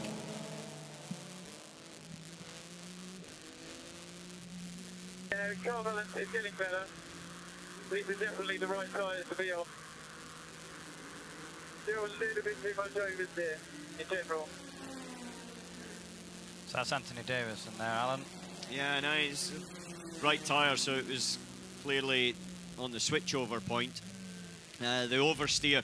Now, when you go from one compound of tyre to another, you can actually have a change in balance, where the car will feel as if it's perfect in one, you put a different compound on, go softer, or even it can be the other way if you go hard, and then suddenly the front of the tyre works a little bit better and the rear's a little bit more unstable. But Anthony Davidson was in a run there. His last lap was a 25, but he's been doing, you know, 22, 23s up till then, and very, very consistent. Just going back onto the track limits then, so people at home who may be just tuning in for the first time, who is watching that? Is it marshals at marshal points, or is it the camera? It's a camera. They've actually got very sophisticated camera, which then they can look back to see whether you know, they rewind it basically and said, look, because as a driver, you know, you come in and you say, I had all four wheels on the circuit. Yeah, of course I had no problem at all. And then suddenly you see the video evidence and you think it's your teammate, but in reality it's you. And so they've got quite sophisticated equipment to be able to look at it.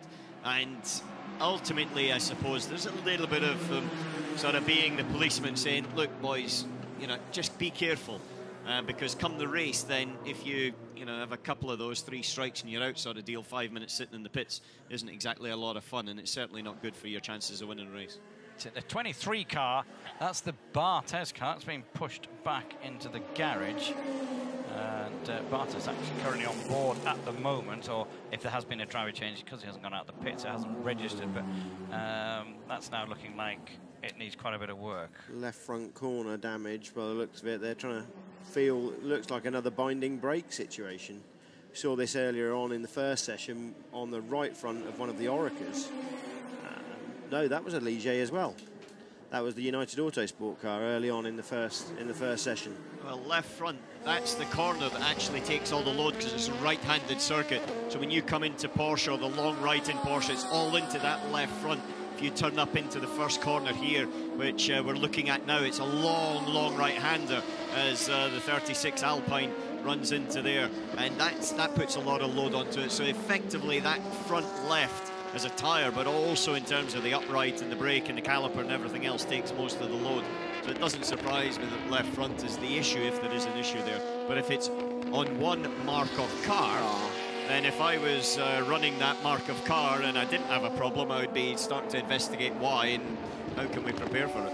Absolutely. We saw that last year with the Oricas, a few of them having issues with brakes, and it took a long time for them to really get their heads around what was really going on. And I think that was linked back to an upright issue, which is a fundamental tweak that had been done over the winter. But they've resolved that issue now, and all those problems seem to have gone away. On board with the 4th place car here in LMP2, Romain Dumas is, I'm sure it's Dumas in it, yeah it is, Dumas driving it. And he's been around here a fair few times in the dark. He's a double winner of this race as well. And the 2016 World Champion in LMP1 when he was driving for the factory Porsche team, and took the title in Bahrain.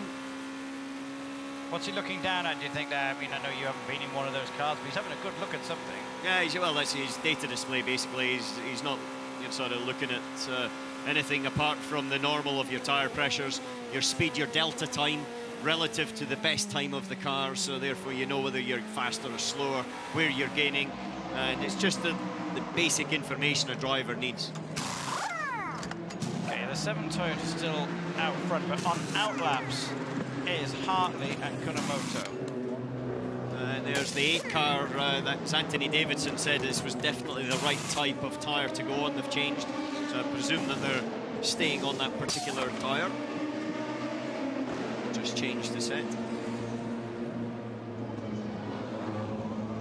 36 minutes to go, so we're still a bit early to be seeing anybody going out there to really lay down the gauntlet. And I think with some of the issues we've seen, there's going to be a lot of traffic out there still at midnight.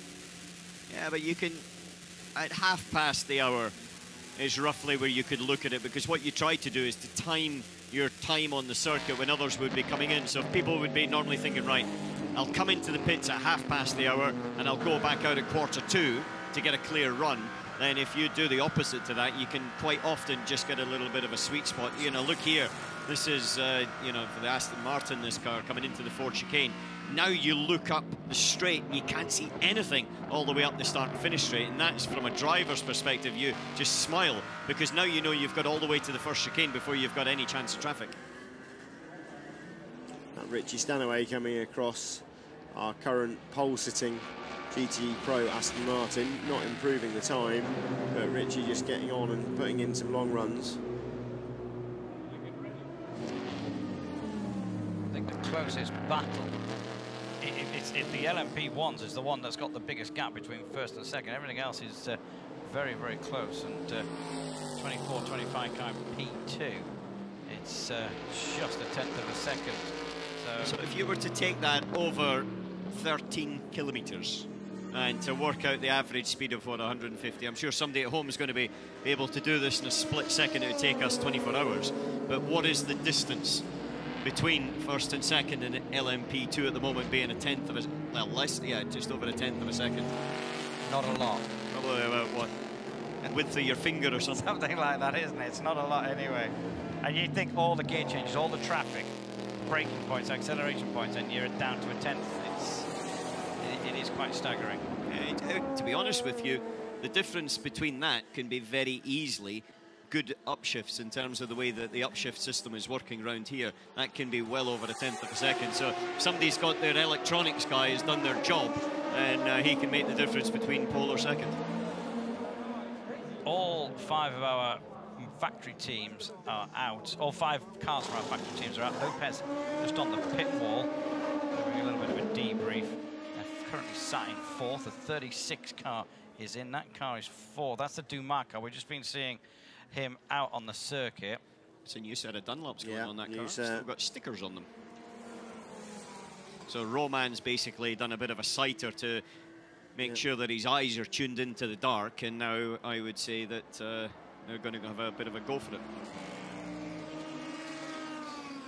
Seeing what holding he is him behind. He's 4 tenths behind. Yeah. No, sorry, he's not even. He's 2 tenths behind. He's miles off the pace. Ridiculous. He's down in 4th, 2 tenths off. Come on, Roman. They're holding him. Around here, there's no point in holding him for the gap. They can't get it that right. They can manage that towards the end of the lap onto the flyer, but need to get him rolling. Magnussen there now. They've not. I was just trying to see where they were exactly now. They're a bit better, but bear in mind, I'm sure they were quickest in free practice. They were, yeah, and they were quickest at the test, but from the test till now they've had a small restrictor change. Because to rebalance the BOP, so they've got a slightly smaller, but only a slightly smaller air restrictor, which is, I think, about 8 horsepower or something is the equivalent of it.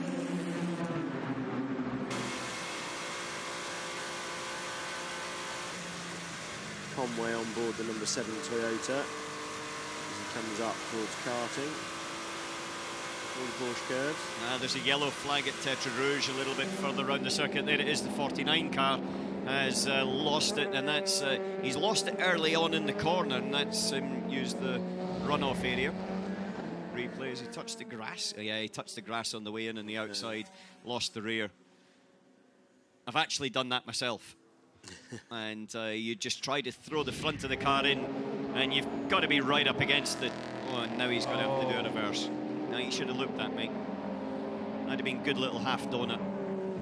He wasn't far off the tyre barrier when it came to rest, was he? He was a metre or so away, so he's done all right in the dark, getting it stopped and not clipping anything. To be honest, he did better than me because I ended up in the tyre barrier from that one. I suspect you were going a bit faster. I was on a quali sim lap, so yes, it was basically pretty gung-ho number. A bit too gung-ho on that particular occasion. ARC Bratislava, one of the teams that are being touted to join the LMP1 privateer ranks next year with the new Ginetta LMP1.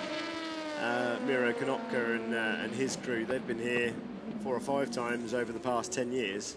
It'll be interesting to see how that one plays out. Certainly plenty of customers for the Ginetta. Seeing... That's the Dumas tyre. Roman Rusanov on board. Oh.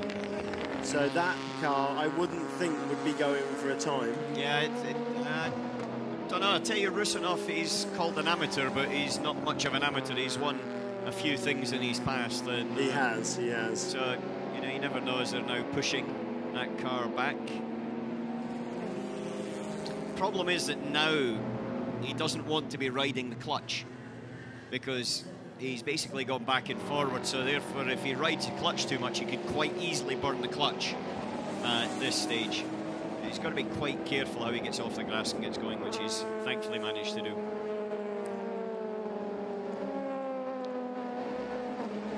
Going to remove that yellow flag now. That's good. So everyone who's... How frustrating is it as you start a lap and then you get a yellow flag so early in the lap? Well, at this point in the session when people are looking to go out and set those times, it's critical that these guys don't have those moments for these guys. It can spoil that battle. If you're on a new tyre run and you've come up into Dunlop and you've done the S's and you can see your delta time is 3/10 quicker than the previous best, then you see that yellow, then it's quite demoralising, to be honest. But you know that's part of it, and there's some times where it'll, you know, affect you, and there's sometimes you'll be on a lap and you'll just get past it and it'll affect the guy behind you. Yeah, absolutely. Sarazan now on board the 7 car. They're holding that 95 car again. Remember, we saw them holding it before. They've just checked the tyre temperatures and everything, so now that looks like it's going somewhere else. 95, this is the leading car in GTE Pro, but they want to see who was on board the car, because I think Richie Stanaway's out of that car now. I think they've done the change. So the 67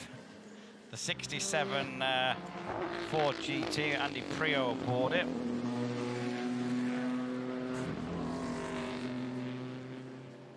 Trying to work out where that is. 8th or 9th in the 7th or 8th in the category, but Prio on his way down to the final section and corners. Car 33 and car 54 must respect track limits at various points around the circuit. Less than half an hour to go. We've got a technical dilemma going on in the comms box. For the first time today. How is the Scottish bloke the cold one? I know. Turn that aircon off. I've still got the fan going underneath the. Oh, is that what it is? Yeah, that's wafting the cold air around. Right. Can you fix that in one position? Yeah, I can. I'll go underneath the desk. You talk. Not seeing many fast sector times yet, but I do think, as Alan said, Alan's got the experience, the most recent experience of doing this. Now is going to be the time that we're going to start to see the green and purple sectors light up if they're going to. Still quite a lot of traffic out there. We can see maybe half a dozen, 10 cars in the pits at the moment. Everybody else on either on out laps or on runs. Yeah, I think we'll see most of the cars out there having. So we've got Dalalana going out, but most of the cars probably already cycled through their drivers. Yeah.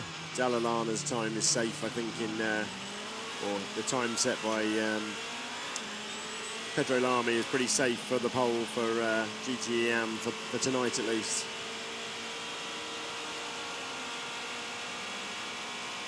Come back from underneath the desk now.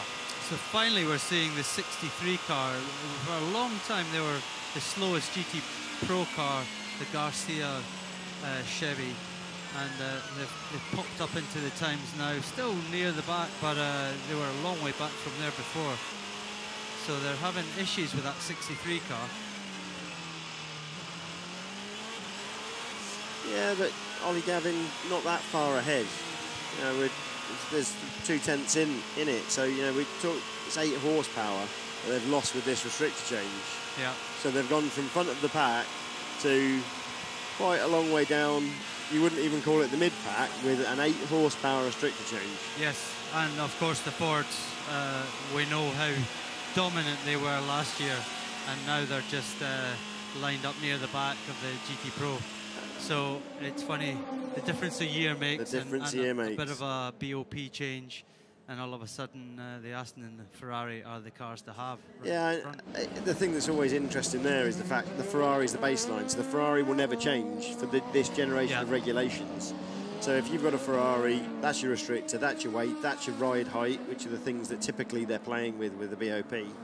And you know, everybody else around them has to to be balanced. You know, the Ferrari hasn't moved on from last year, and it'll be interesting to actually compare times, because I think maybe it's going to be sort of a second quicker than it was, which that's just chassis development. That's just teams learning about the car, about the tyres.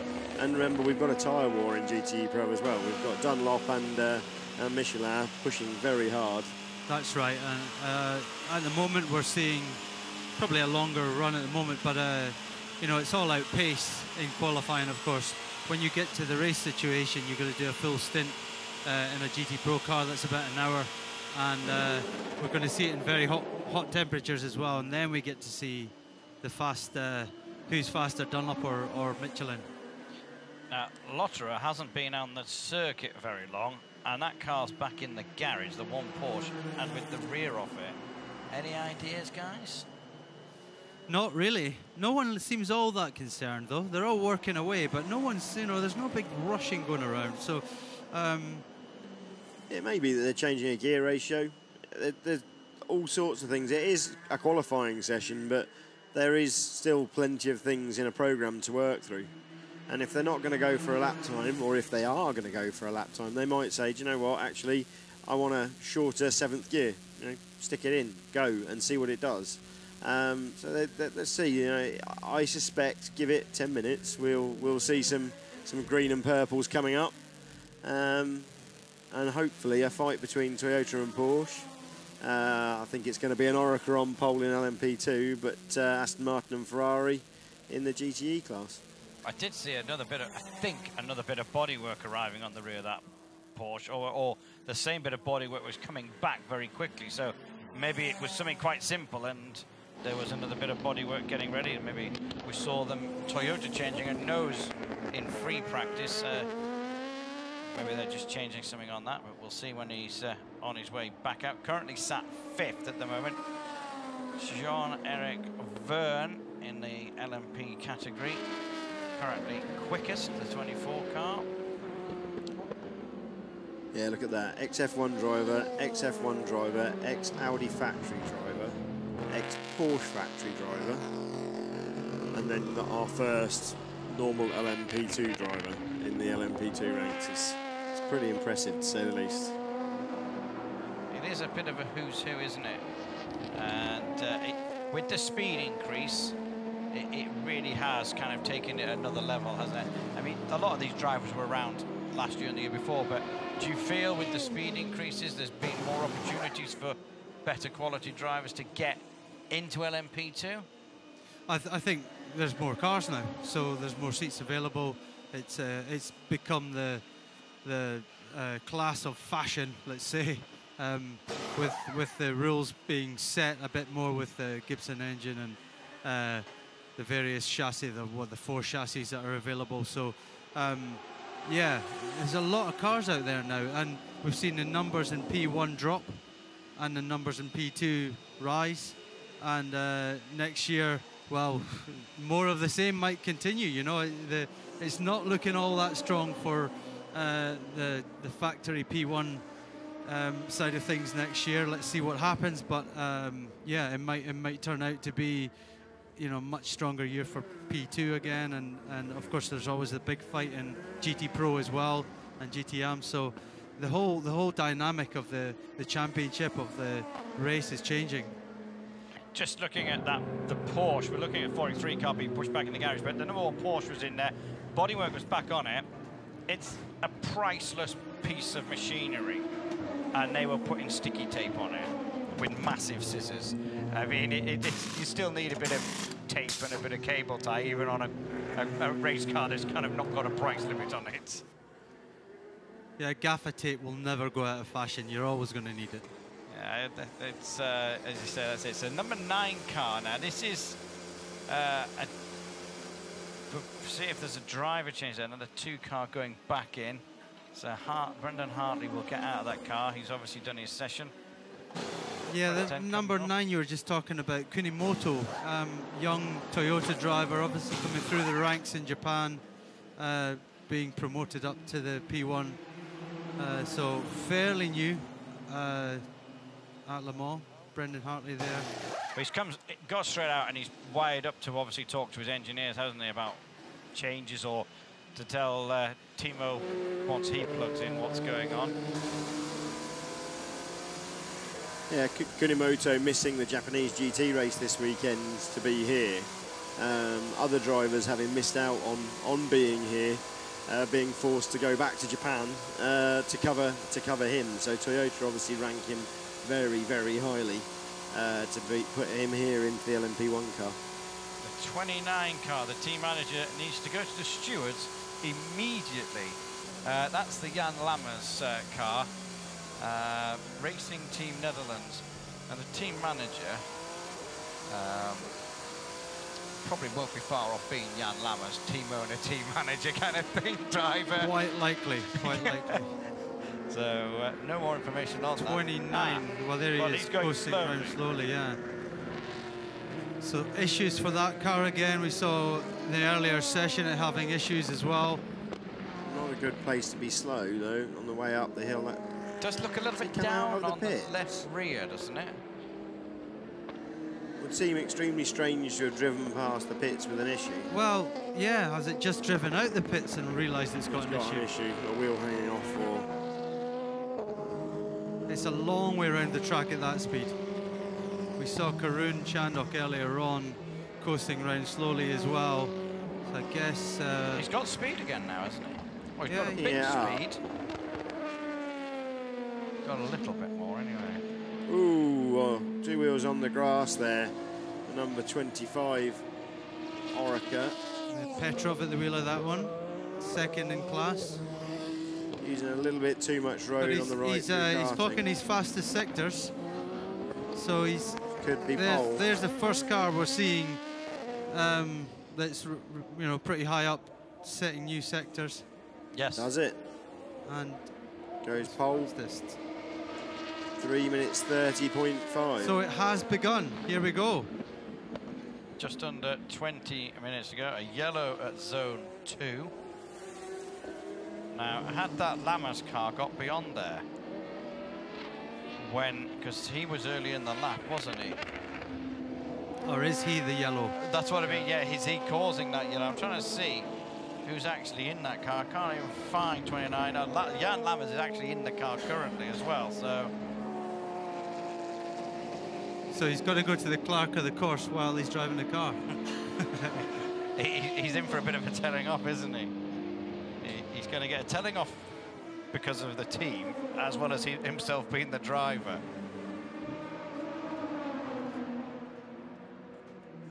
Simon Trummer stood at the back there in the Manor Garage, having just got out of the car. Simon moving over from the LMP1 Collars car to the LMP2. So again, another one of these drivers choosing to go that LMP2 route to get a real race. Yeah, no, I think that, as I was saying before, the future's... who knows what the future is for LMP1. It's always going to be the fastest car here, and I think it's always going to exist, because, as there is definitely 3 more privateer LMP1 cars due on the grid next year. Absolutely, yeah. So, but they're privateer cars rather than factory cars. So are we going to see a shift in the dynamic where it's a privateer P1 car that's going to win the race rather than a factory car? I think Porsche are very committed for the next, certainly 2 years, but it will be interesting to see how... Are they? I'm not hearing that. I'm not hearing that. Okay. Rumours. Yeah, many rumours. It's it would be interesting. Ginetta and Perrin have definitely sold chassis. Yeah. Perrin's been being updated over the last 5 years. It's an open source, funded design. I think there's going to be an announcement this week as to who the Perrin customer is. Okay. And there's an ART, 2 ART cars, I think, which are Dallara P1? The Dallaras, which will be also SMP as well. Okay. So we already know there, just between us, of 6 cars straight off LMP1 privateers for next year. So if we're looking at 6 cars immediately, you've already got the manufacturer ranks covered. And something else, me being not as technically minded and knowledgeable as you two here, there's a panel's going to be announced of some sort of being Where does... It's not what you think it is. Okay, well, does it fit in, though? No. Okay, right, it doesn't fit in. Fair enough. When has a Panos ever fitted in? Well, That is a good question. Just thought I'd throw that one in. So, Toby's showing me a picture now of it, got a cover on. The driver will never see. They'll never be able to see. 11 o'clock tomorrow, that's when it's going to get in 11 o'clock tomorrow, we'll get a picture. Huh? I don't know, because I don't know how the driver's going to see out of that. He's got a cover over it. It needs to have the cover. As Toby mentioned to me earlier, it looks distinctly like the Sterling Moss MG Salt Flats land speed record car. It really does look like that. And then they copied that with a funny MGF type thing about 40 years later as well, if you remember. It was pretty awful. But 65 Ferrari is in the pit. Well, that was the 65 Ferrari in the pits. The Scuderia course. That car is owned by the guy who owns that car, and that team has 4 Ferrari dealerships in America. He is the biggest Ferrari North America distributor. Yes, absolutely. Sells Tracy Crone an awful lot of cars. Tracy racing this year under, is it the, not the DC Racing banner, it's DH. Tracy's stalwart of Le Mans, he and Nick Johnson extending their record of sharing cars. Yeah, we're just starting to see some fastest times going in now by LMP2, so we've got 15 minutes left. Bruno Senna, we had a little bit on board from him just on the fastest lap of that car. Times are starting to tumble, and the number 28 Orica has gone on to pole. That's the TDS Racing car. That's gone the quickest, you say. And the 31 car with Senna, Petrov, Graves. And Graves on an outlap, so he's just coming out. And then Ollie Jarvis, obviously, who we saw in P1 last season, and the Audi moving to P2 because Audi pulled out. But it's still got dual program this year for Ollie, driving for Bentley as well in the GT3 car. So just a shot there as the Ferrari, as the Ford, went over the crest. And they noticed that they basically got a lot of more lighting down the side of the car. And when you see the back of it, it disappears. It's just all green down the back of it. So it's all those brightly coloured lights. But Sarrazin is still the quickest in the 7 car, the 28 car quickest in P2. GTE Pro is the 95 car and GTM is the 98 car. Both of those in GTE categories being Aston Martins. Yeah, and they're getting in amongst the Fords as well in the Pro class. So, yeah. What is going on? I mean, there has been a report that they are not very happy that people have basically said they've been sandbagging. They're not happy about that, so we'll see. Toby is now working it out. Go on, Toby. 9th in class is the leading Fords in Pro with the 67. That's the Prio car, so yeah. They ain't going to sandbag forever, are they? This is qualifying. Yeah. I don't think they are. Not sandbagging, yeah. My point to tell you.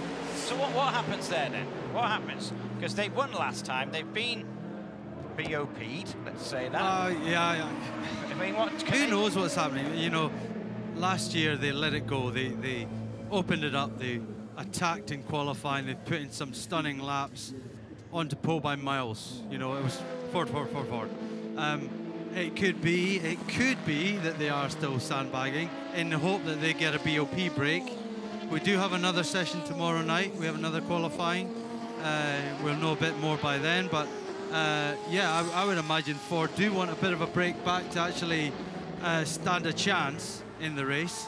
Hang on a minute, let's see what we can do with this time here. Time ticking away, not quite a 3:29.3, Peter, but a 3:32 for the number 40 Orica. That is the Graf Orica. James Allen, Frank Mattelli and Richard Bradley. Sorry about that. Yep. Okay, Bradley on board that car. But then we just to finish off that the BOP thing. I know it was the thing we talked about a lot last year, but Ford won the first round, so it's kind of the car is quick, but then they've been pegged back a bit for here, and it's difficult. And as you say, the ACO do a great job of trying to make it a level playing field, but these teams, they want to win, so they will try anything they can. Yeah, they've got to work the system. Yeah, they've got to work the system. You know, you've got, you know, they've got a team of, you know, some of them big teams people employed just to study data and work that system, and they're paying a lot of money to do it. So, yeah, they're going to do what they can to you know, have the favour in for them. Petrov just out of this car. This is the 25 car, and Trummer getting in.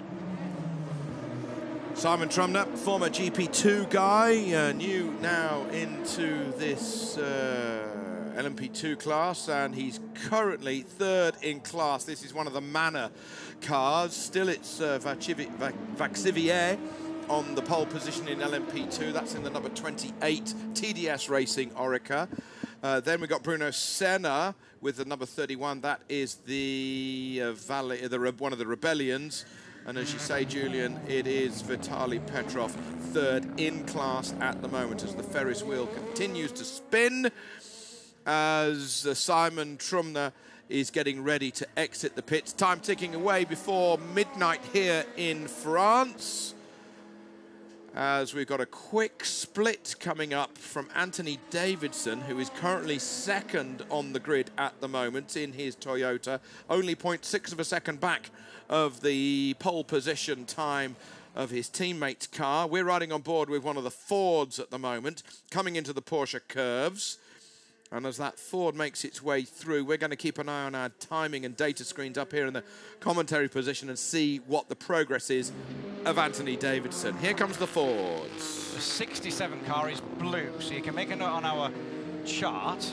So Davidson in the final sector. When we say the 67 car is blue, that's those blue luminous lights you can see on the wiper and the side of the car when they come through. I'm waiting for Davison to get towards the end of on the security bar. It's on the security bar inside the screen. It looks like it's on like the wiper. like the NASCARs have. Ah, yeah. You know, that extra protection. You might have them on your Nürburgring car, Peter. I don't know. We don't. No. Oh, okay, but they have these sort of half-inch section metal bars as extra protection in case there's an enormous moment. So I mean, it's the amount of day glow LEDs on that, it'll do quite well down at the car park on a night, won't it? Where there's a bit of like. Well, have you got those lights underneath your sill? Do you? I've got them on my. You're a bit of a McDonald's car park cruiser, exactly, are you? Yeah. They do well down there. They would with all that on. So okay, Davison didn't manage anything there. No, he did a 3:33, so that lap didn't happen. He pitted that lap, that's why. I say. So he did his fastest middle sector and then came into the pit. So I wonder whether we're going to see a driver change in that car to get Nakajima back in, possibly, because we've got 8 minutes left. Maybe Nakajima's going to give it another go. Have a one-lap blast, an out lap, and a one-lap. Saying that, though, you know, Anthony, he's got used to the darkness. He's been running very quickly. I probably would just leave him in. I'd give him a new set of tires and just leave him in. You can't mess about, because by the time it comes off the jacks, it's a 4-minute lap.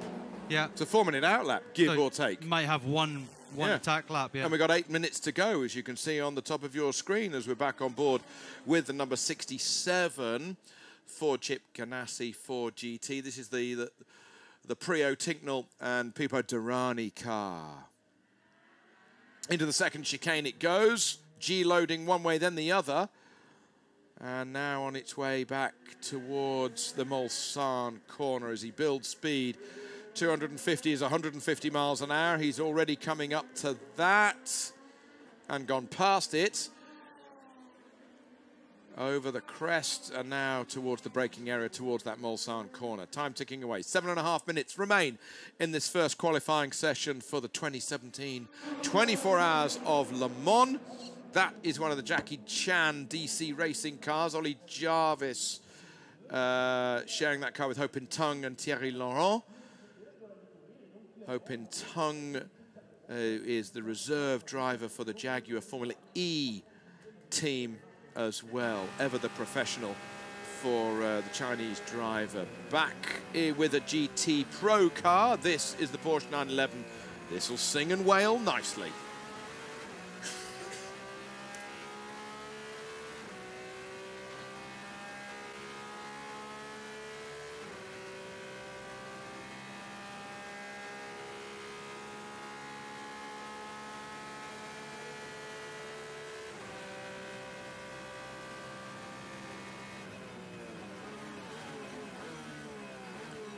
Peter, when you've got colourless lights or yellow lights, I know that the GTE cars have the yellow lights, but what do you prefer?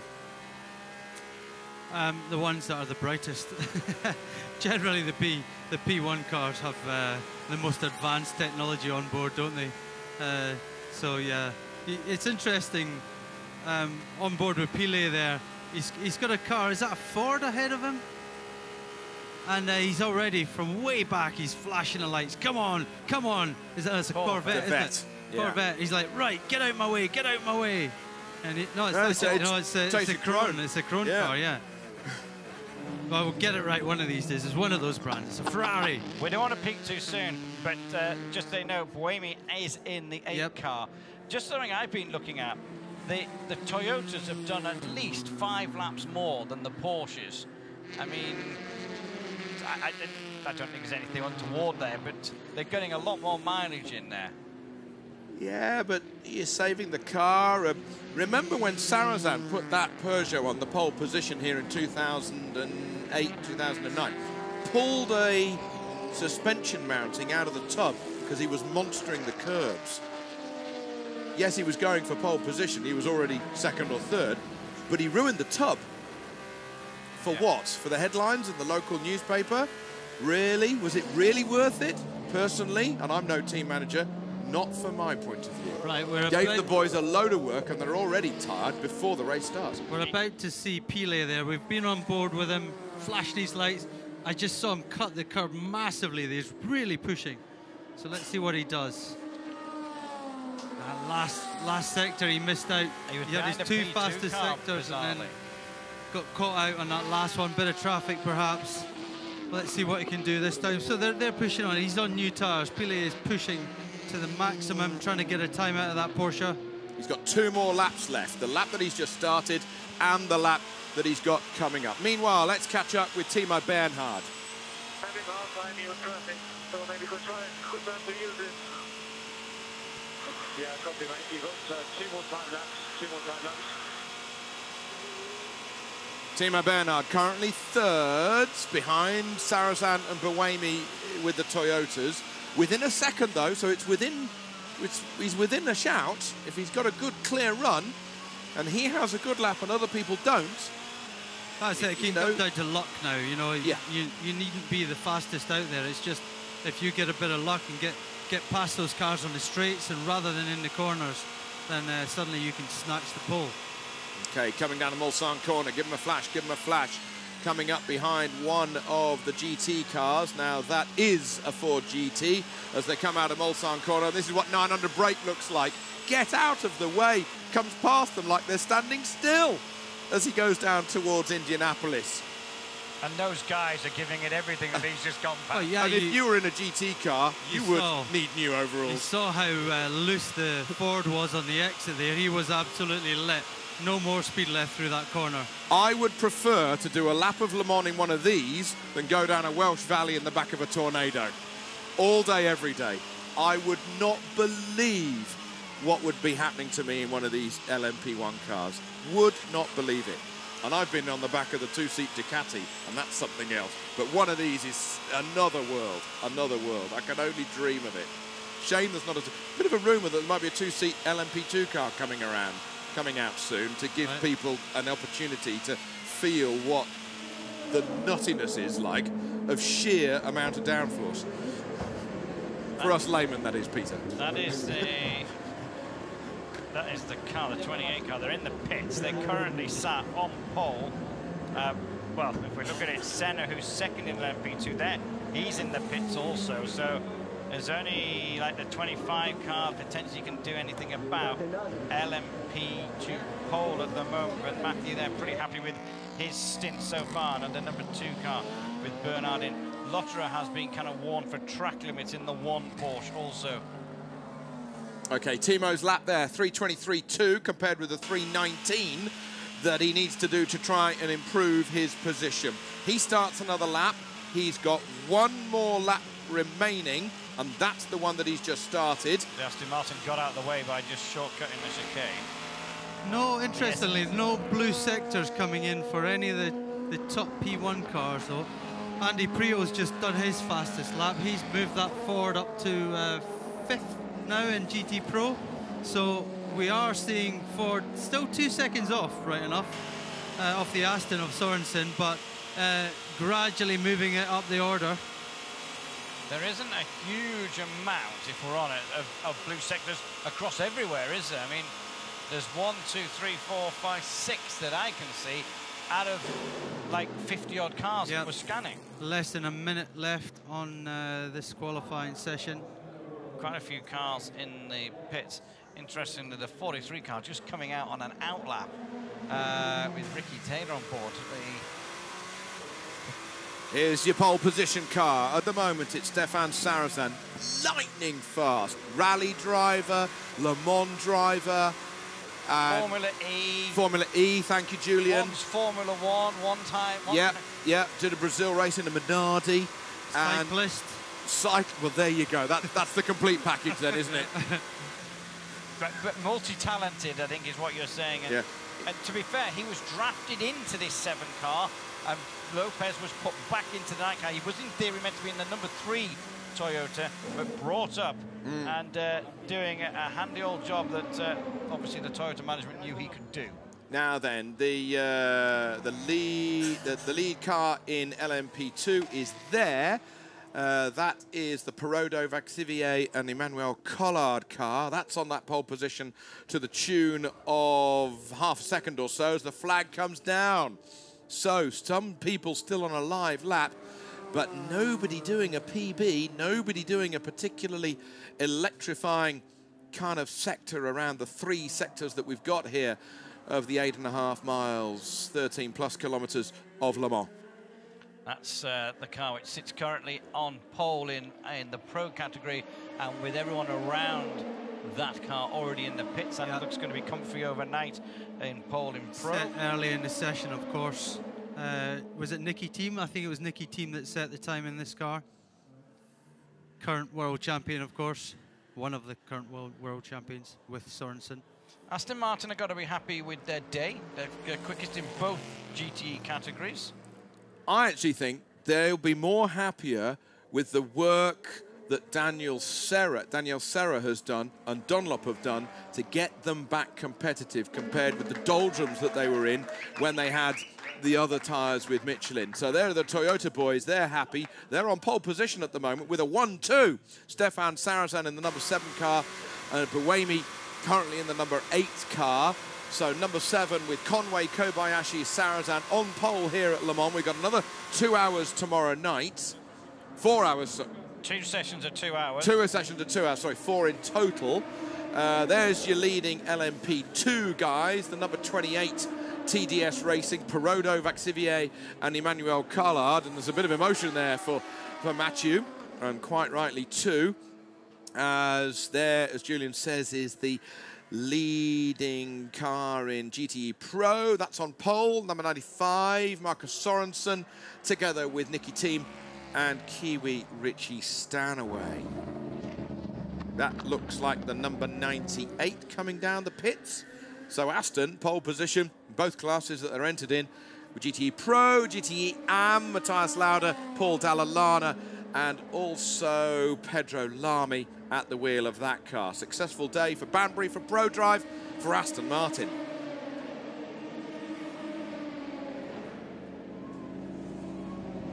The question that has somebody asked whilst I've been out the box about the whole Ford, what's been going on with Ford. Maybe the tyres just don't work with them at the moment. Maybe Dunlop are the difference. Well, but then Ferrari are second, so I answer my question. Dunlop are on the Astons only, aren't they? There's no other manufacturer on Dunlop, so solely done. And as you say, Daniel Serra has done a lot of testing with the Dunlop and Aston Martin, so he knows his way around with this car. He's set some good times today already in the 97. He's currently 4th. But as we've talked about, we've got another 4 hours of running tomorrow. So I would expect the times to tumble a bit more. It's not going to rain overnight. The track will gradually get quicker and quicker. So, yeah, I would expect some quicker times coming tomorrow. I half expected a faster time from the top P1 cars. but the actual GT cars are on track, aren't they? They're currently 2 seconds faster than on the test day. And also, the LMP2 cars confirmed again, going quicker through the speed traps than the LMP1 cars. Time and time again, we saw that in the test day 10 days ago, and we've seen it here today during free practice and this 2-hour qualifying session as the Porsche 911 RSR goes. Matthias Lauda gets out of the garage. The Austrian pretty happy with that, with his evening's work. Maybe just talking about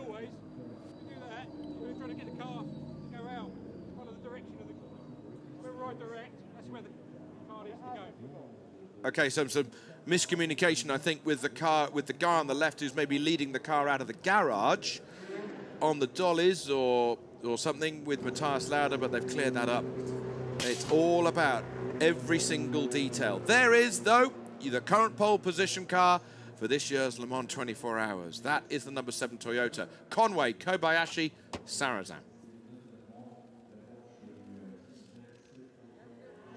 Few smiles maybe appearing in that garage, but they can only properly smile until Sunday afternoon. Yeah, but psychologically it's got to be good. They've been quick all season in wherever they've been, so they'll go to bed happy tonight, and then, as you say, 2 more sessions tomorrow. Let's see what we can do. Toyota, they are the first row here at Le Mans so far after the first of 3 qualifying sessions this year. Porsche, they're 3rd and 5th at the moment. The other Toyota sandwiched between them, the Colles car in 6th. The TDS Oreca, that is currently on pole in LMP2 with the number 31. That is the Rebellion right on their tail. 25 LMP2 cars battling for honours here this year in 2017. It's going to be very close with that second class of prototypes. And as you can see, Ligiers, Delaras, Rileys and Orecas, the 4 chassis that have been chosen to be able to run in this year's Le Mans 24 Hours, all battling there. In GTE Pro, the number 95 Aston Martin, that is Nicky Thiem, Marcus Sorensen, Richard Stanaway, with the Ferraris chasing them hard. The Fords leaping up in the last few moments, up there to 5th in class, the number 67, Prio Tincknell and Pipo Derani. Then, as we go over the page, it is the number 98, the Aston Martin in GTE, and Matthias Lauda, Paul Dall'Anna and Pedro Lamy. They are ahead of 2 pro cars, being 2 Fords. There'll be lots of scratched heads and furrowed brows down there at Ford this evening. 60 cars in the lineup for this year's Le Mans 24 Hours.